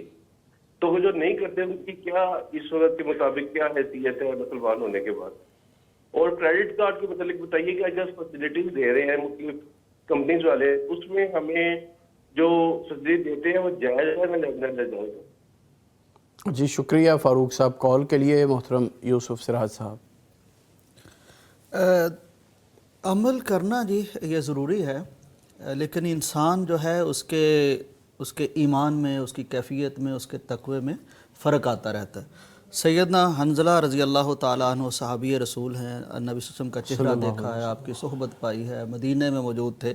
ایک دن گلیوں میں یہ آواز لگاتے دیکھے گئے کہ نافق حنظلہ. بہت بڑی بات تھی کہ حنظلہ منافق ہو گیا. صحابہ قریب آئے, دیکھا کیا بات ہے. انہوں نے کہا جی کیفیت یہ ہے کہ جب نبی صلی اللہ علیہ وسلم کی مجلس منور میں موجود ہوتے ہیں تو دل کی, ایمان کی وہ کیفیت ہی کچھ اور ہوتی ہے, لیکن جب گھر آتے ہیں, بیوی کے پاس بیٹھتے ہیں, بچوں سے بات کرتے ہیں, کوئی دنیا کی بات, کوئی معاملات, تو کیفیت بدل جاتی ہے. تو یہ جو کیفیت بدل رہی ہے تو یہی تو منافق اسی کو تو کہتے ہیں نا کہ ایمان والی کیفیت ہے پھر بدل گئی ہے, تو مجھے خطرہ ہے کہ یہ نفاق نہ ہو. انہوں نے کہا کیفیت تو کم و بیش ہماری بھی اس طرح ہو جاتی ہے. تو نبی صلی اللہ علیہ وسلم سے جا کے پوچھتے ہیں, تو نبی علیہ السلام نے فرمایا کہ اگر وہ کیفیت جو میری مجلس میں موجود رہتی ہے وہ باقی زندگی میں موجود رہے پھر تو فرشتے تمہاری زیارت کے لیے اترے. اللہ اکبر. تو یہ فرق پڑتا رہتا ہے, لیکن یعنی ایک کیفیت ضرور ہونی چاہیے کہ ہم عمل کریں, یعنی اس کو بہانہ نہ بنائیں کہ اب ہم نے عمل نہیں کرنا. تو عمل کرنا چاہیے, لیکن اگر اس طرح کو فرق پڑ جاتا ہے تو یہ ایک طبعی چیز ہے. ٹھیک ہے. کریڈٹ کارڈ کا مفتی صاحب جو آپ جی محترم مفتی صاحب, اس میں تھوڑا سا اضافہ میں یہ کروں جی کہ جو لوگ کسی اور موقف پہ عمل پیرا ہوتے ہیں وہ بھی کسی نہ کسی دلیل پہ ہوتے ہیں, وہ چاہے کمزور ہو چاہے اس سے وہ نہ بنتا ہو, تو اس وجہ سے اتنی جلدی ان کو نفاق کی طرف نہیں کہنا چاہیے. ٹھیک ہے. یعنی ان کے سمجھے کہ علم میں ابھی یہ بات آئی یا ان کے بڑوں نے ایسے ہی بتایا, کوئی نہ کوئی دلیل ان کے پاس ایسی موجود ہوتی ہے. دوسرا کریڈٹ تو کریڈٹ کارڈ جو ہے اس میں جو سہولتیں دی جاتی ہیں وہ تو ٹھیک ہیں, لیکن اس میں جو ایک مین پرابلم ہے وہ یہ ہے کہ جب وہ کمپنی بینک سے ادھار لیتے ہیں, لون لیتے ہیں, یعنی جتنی ان کی لمٹ ہے اس کے اندر اندر وہ کر لیں جتنے ان کے بینک میں موجود ہیں, پھر تو ٹھیک ہے. اگر وہ ایڈوانس لے لیتے ہیں اور اس کی وجہ سے پھر انہیں اوپر سود دینا پڑتا ہے, وہ ناجائز ہے. تو میں بس اتنا ہی کہوں گا کہ اپنی لمٹ کے اندر رہیں, جتنے آپ کے پاس ہیں بینک میں پیسے موجود اتنا استعمال کریں, اضافی ایڈوانس نہ لیں یا زیادہ خریداری نہ کریں جب تک آپ کے پاس پیسے نہیں ہیں. بالکل ٹھیک. کالر ہیں جی ایک اور. السلام علیکم ورحمۃ اللہ. عمر دین صاحب آزاد کشمیر سے، ورحمۃ اللہ وبرکاتہ۔ جناب فرمائیے۔ عمر الدین بات کر رہا ہوں، وادی نیلم کیل آزاد کشمیر سے۔ ماشاءاللہ سر، بالکل فرمائیے، کیا پوچھنا چاہیں گے؟ اچھا میں یہ پوچھ رہا تھا کہ آج جو ہے نا کچھ ایک مسکنسپشن پھیلائی جا رہی ہے، کہتے ہیں کہ جی فطرانے کا جو نصاب ہے نا، جو زکوٰۃ کا سیم وہی ہے، یعنی کہ 7.5 تولے سونا اور 52 تولے چاندی، تو اس کی مقدار میں جس کے پاس ہوگا تو وہی فطرانہ دے گا۔ ابھی جو لوگ 1 لاکھ تنخواہ لیتے ہیں مہینے میں خرچ ہو جاتی ہے ان کی، اور رمضان میں بھی تقریباً ایسے ہی ہوتا ہے کہ وہ تو فطرانہ پہلے دے رہے ہیں جتنا ان سے پاسبل ہوتا ہے، لیکن ابھی کہتے ہیں جی یہ جو زکوٰۃ دینے والے ہیں نا انہیں کو جو ہے نا صدقہ فطر بھی دینا چاہیے، اس میں تھوڑی سی رہنمائی کی ضرورت ہے مجھے۔ جی شکریہ عمر دین صاحب۔ جناب محترم مفتی صاحب۔ اچھا اس میں دیکھیے میں ایک بات بتاتا ہوں کہ فطرانہ جو ہے یہ کس لیے رکھا گیا؟ یہ اس لیے رکھا ہے کہ اس کے 2 مقصد حدیث میں بیان ہوئے ہیں۔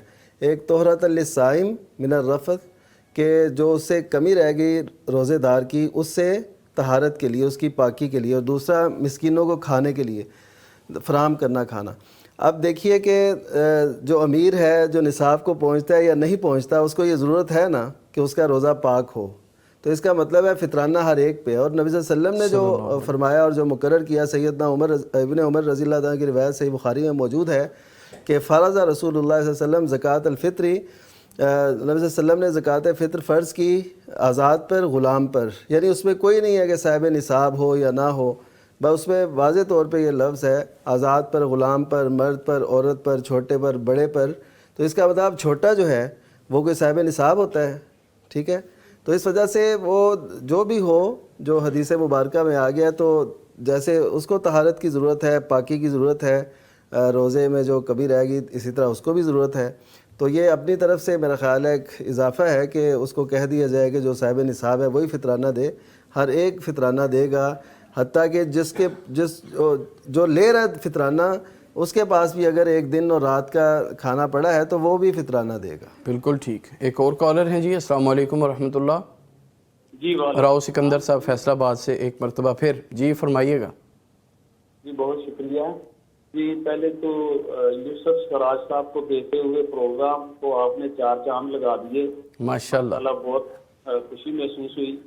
یہ پیغام ٹی وی کے چاند ہیں۔ یوٹیوب پر بھی بہت دیکھتا ہوں، تو ویسے تو بہت دل کرتا ہے آپ سے باتیں کرنے کو، لیکن میرا سوال یہ ہے کہ جو انسان کے ساتھ ہم ذات ہوتے ہیں، جب انسان وفات پا جاتا ہے کیا وہ بھی اسی طرح ہی وفات پا جاتے ہیں یا پھر وہ زندہ رہتے ہیں؟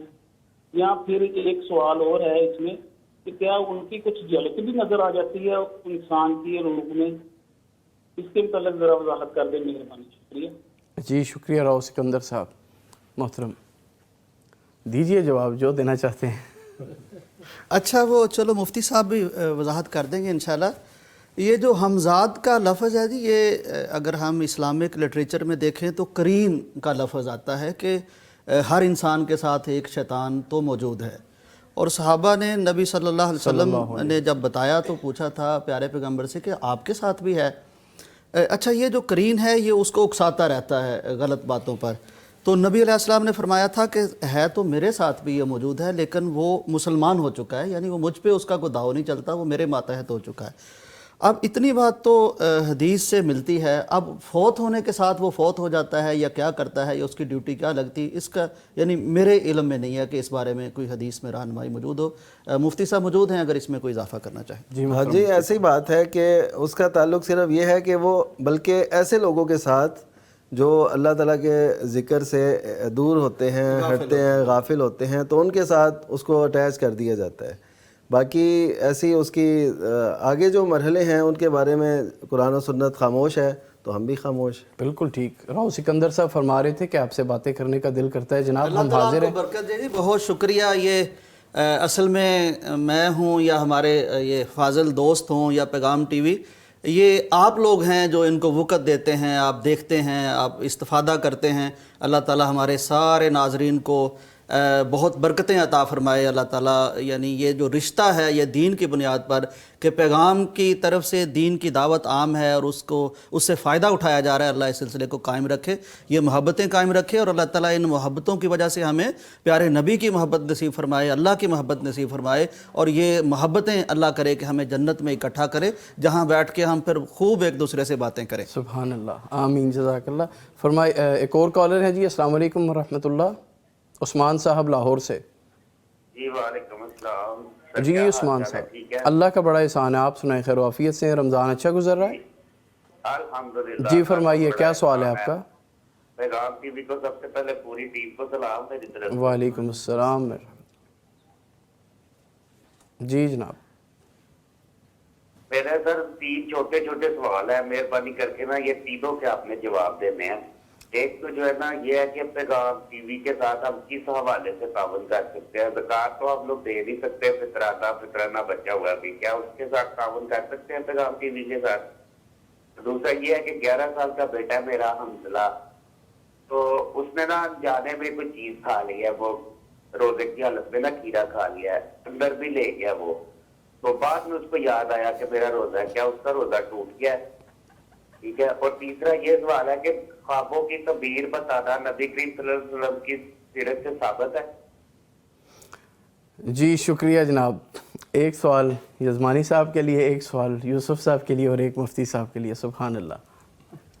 الٹا شروع کر لیتے ہیں آخری. جی بالکل کر لیں.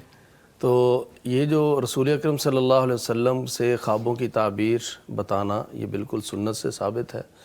وہاں تو محفل جمتی تھی. رسول اکرم صلی اللہ علیہ وسلم نماز کے بعد, خاص طور پہ فجر کی نماز کے بعد, پوچھا کرتے تھے کہ کس کس کو خواب آیا ہے. پھر آپ صلی اللہ علیہ وسلم تعبیر فرمایا کرتے تھے. اور حضرت عبداللہ بن عمر کو خواب نہیں آیا کرتے تھے. وہ کہتے تھے کہ میری شدید خواہش ہوتی تھی کہ کاش مجھے بھی خواب آئے, صرف اس لیے کہ میں بھی اللہ کے رسول صلی اللہ علیہ وسلم کی زبان مبارک سے اس کی تعبیر سنوں. تو یہ آپ صلی اللہ علیہ وسلم تعبیر کیا کرتے تھے, محفل لگتی تھی. بالکل یہ سنت سے ثابت ہے. اور یہ اگر کوئی آپ کو کہتا ہے کہ یہ غلط ہے تو اس کی یہ بات غلط ہے. یہ احادیث کے بالکل خلاف ہے, یہ بات بالکل سنت سے ثابت ہے. روزے کے حوالے سے آپ فرمائیے کہ بچے جی روزہ ظاہر ہے اس نے وہ بھول کے کھایا, ٹھیک ہے, تو بھول کے کھا لے تو اس کے بارے میں تو حدیث واضح ہے. نبی صلی اللہ علیہ وسلم نے فرمایا کہ اللہ تعالیٰ اسے کھلا پلا رہا ہے. ہاں یہ ہے کہ اس بارے میں علماء نے, فقہاء نے یہ بات لکھی ہے کہ اگر آپ کو پتہ ہے کہ وہ بھولے سے کھا رہا ہے, کوئی ساتھ موجود ہے, انہوں نے بتایا بھی تھا کیا کھایا تھا, کیڑا کھا لیا. ہاں ایسے ہوگا نا چلتے چھوٹا بچہ 11 سال کا, ہاں کوئی ایسا کچھ ہو گیا. بہرحال بھول کے جو بھی اس کے معدے میں چیز چلی گئی ہے بھولے سے, غلطی سے, تو اس کے روزے پہ کوئی فرق نہیں پڑے گا. محترم یوسف صاحب کس طرح تعاون کر سکتے ہیں وہ پیغام؟ دیکھیے جی, پہلی بات تو یہ ہے کہ اللہ تعالیٰ یہ محبت قبول فرمائے, یہ خلوص قبول فرمائے کہ لوگ پیغام ٹی وی کے کام کو دیکھ کر, اس کے پیغام کو دیکھ کر, اور اس کی محنت اور جہود اور سعی کو دیکھ کر ان کے دل میں اس تڑپ کا پیدا ہونا, میں سمجھتا ہوں یہ پیغام کا انعام ہے کہ اس کے ساتھ کسی بھی طرح ہم کیسے کھڑے ہو سکتے ہیں, کیسے تعاون کر سکتے ہیں. اب یہ اصل وہ خلوص ہے, یہ تعلق ہے ناظرین کا پیغام کے ساتھ نا, جو ہمیں بھی شیئر کرتا ہے, ہمارا خون بڑھا دیتا ہے کہ اس طرف سے کوئی یک طرفہ ٹریفک نہیں چل رہی, بلکہ لوگوں کو فائدہ ہو رہا ہے, لوگ کنونس ہو رہے ہیں, انہیں پتہ ہے کہ یہ کام جاری رہنا چاہیے, اور یہ تعاون سے چلتا ہے, یہ انہیں پتہ ہے. یعنی تعاون کے بغیر اتنا بڑا خرچہ نہیں ہو سکتا جو ہو رہا ہے. تو انہوں نے کہا کہ زکوٰۃ تو ہم دے نہیں سکتے, تو یہ میسیج ہے ان لوگوں کے لیے جو دے سکتے ہیں وہ تو دیں. ارے بالکل ٹھیک, مطلب میسیج تو دے دیا نا انہوں نے کہ میں تو نہیں دے سکتا, لیکن جو لوگ دے سکتے ہیں وہ پیغام ٹی وی کو مفتیان کی جماعت نے بتایا ہے. ائمہ حرم اس پر بات کر چکے ہیں, ڈاکٹر ذاکر نائک صاحب اس کو نقل کرتے ہیں کہ دین کی نشر و اشاعت کے لیے پیغام یا دینی چینلز جو کمرشل نہیں ہیں ان کو زکوٰۃ دی جا سکتی ہے. چلے بھائی, اور سحری کے ٹائم بھی دی جا سکتی ہے. یہ تو بڑا قبولیت کا ٹائم ہے.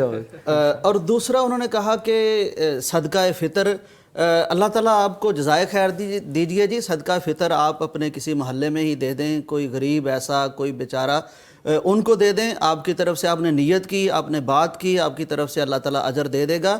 لیکن میں ایک اور طریقہ ضرور آپ کو بتا دیتا ہوں پیغام ٹی وی سے تعاون کرنے کا. وہ طریقہ یہ ہے, اور یہ سارے ناظرین ہمارے اس پہ عمل کر سکتے ہیں, کہ دیکھیے ہر شخص ہر کام نہیں کر سکتا, لیکن ہر شخص یہ دیکھ سکتا ہے کہ کون یہ کام کر سکتا ہے. بہت سے ہمارے واقف ہوتے ہیں، ہم انہیں جانتے ہیں، وہ خرچ کر رہے ہوتے ہیں اللہ کے راستے میں، تو ایسے دوست ان کے پاس جائیں، ان کو بتائیں جی یہ بڑا خیر کا کام ہے، تو توجہ دلا دیں گے، اور کوئی تعاون کر دے گا تو ان کو اس تعاون کرنے والے کے برابر اجر بھی مل جائے گا، اور ان کی یہ دل کی تمنا بھی پوری ہو جائے گی کہ میں تعاون کرتا ہوں۔ یہ تو فرمان ہے نبی علیہ السلام کا کہ جو کسی کی نیک کام کی طرف رہنمائی کرتا ہے اس کو اتنا ہی اجر ملتا ہے۔ تو میرے بھائی آپ اپنے ارد گرد اپنی فیملی میں، دوست احباب میں لوگوں کو توجہ دلائیے، انشاءاللہ تعالیٰ بہت بڑا تعاون آپ پیغام کے لیے کر سکتے ہیں، اور سارے دوست یہ کر سکتے ہیں۔ بالکل ٹھیک ہے۔ کالر ہیں جی ایک اور۔ السلام علیکم ورحمۃ اللہ۔ احمد علی صاحب چکوال سے۔ جی فرمائیے، کیا پوچھنا چاہیں گے؟ میرا سوال یہ ہے کہ مجھے ایک آدمی نے پیسے لیے ہیں لیکن وہ واپس نہیں کر رہا، تو کوئی وظیفہ بتا دیں کہ وہ ناراض بھی نہ ہو اور مجھے پیسے واپس کر دیں۔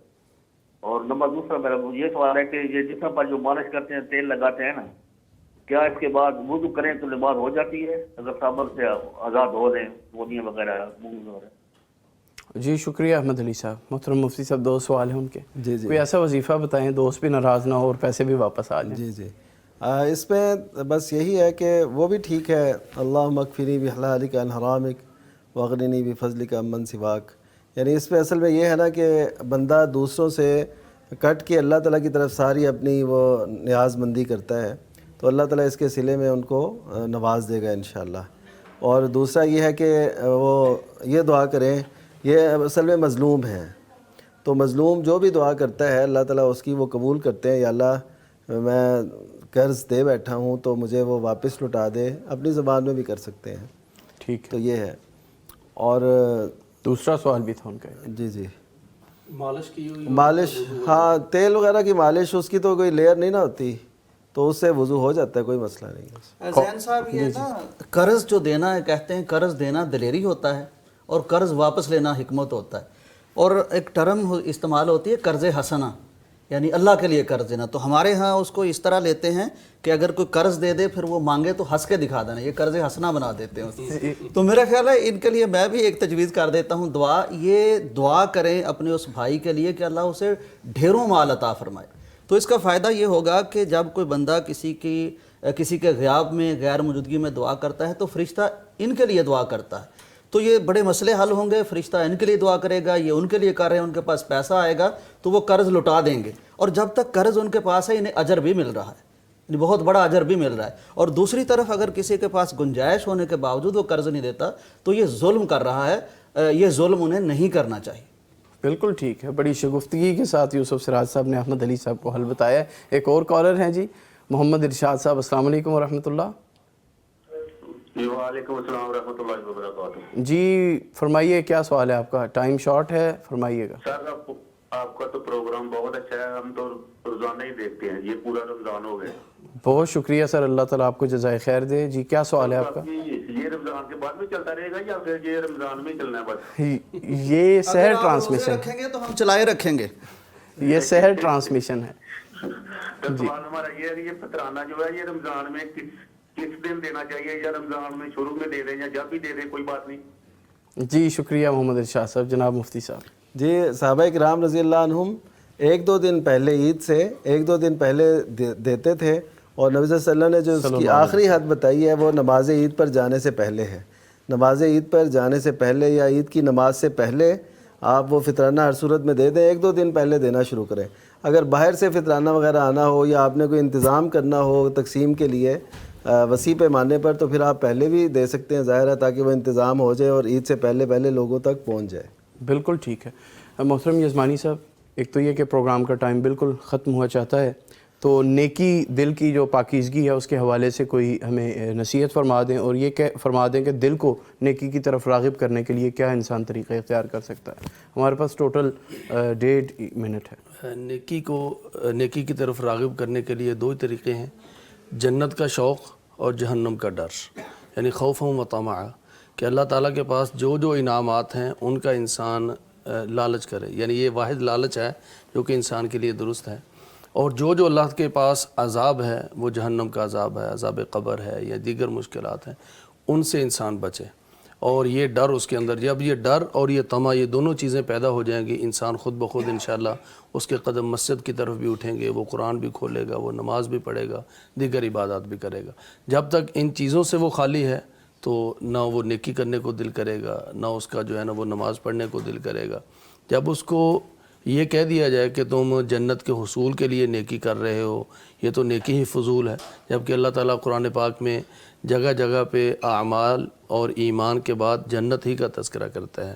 اور جب انسان جنت کا تذکرہ سن کر اور ان انعامات کا تذکرہ سن کر اس کے منہ میں پانی بھر آئے، تو پھر جیسے دنیا میں ہمیں گھر بیٹھے بٹھائے رزق نہیں ملتا، تو جب اتنی خوبصورت جنت کو سن کر ہمارا دل للچاتا ہے تو اسے پانے کے لیے ہمیں محنت بھی بالکل کرنا ٹھیک، اللہ تعالیٰ اس کی توفیق دے۔ بہت شکریہ یزمانی صاحب آپ کا قیمتی وقت دینے کا، مفتی صاحب، برادر عزیز محترم یوسف سراج صاحب آپ کا شکریہ۔ ناظرین، یہ تھی برکات رمضان سحر ٹرانسمیشن، دل کی پاکیزگی، روح کی روشنی کے حوالے سے بڑی خوبصورت باتیں ہو رہی تھیں، اس کے ساتھ ساتھ آپ کے سوالات کے جواب دیے جا رہے تھے۔ پروگرام کا وقت ختم ہوا چاہتا ہے، اجازت دیجیے، خوش رہیے، خوش رکھیے، اللہ حافظ ناصر۔ مغفرت کا ہو گیا سامان پھر، در بدر کی خاک کتنی چھان لی، لوٹ آ رب کی طرف نادان پھر، مغفرت کا ہو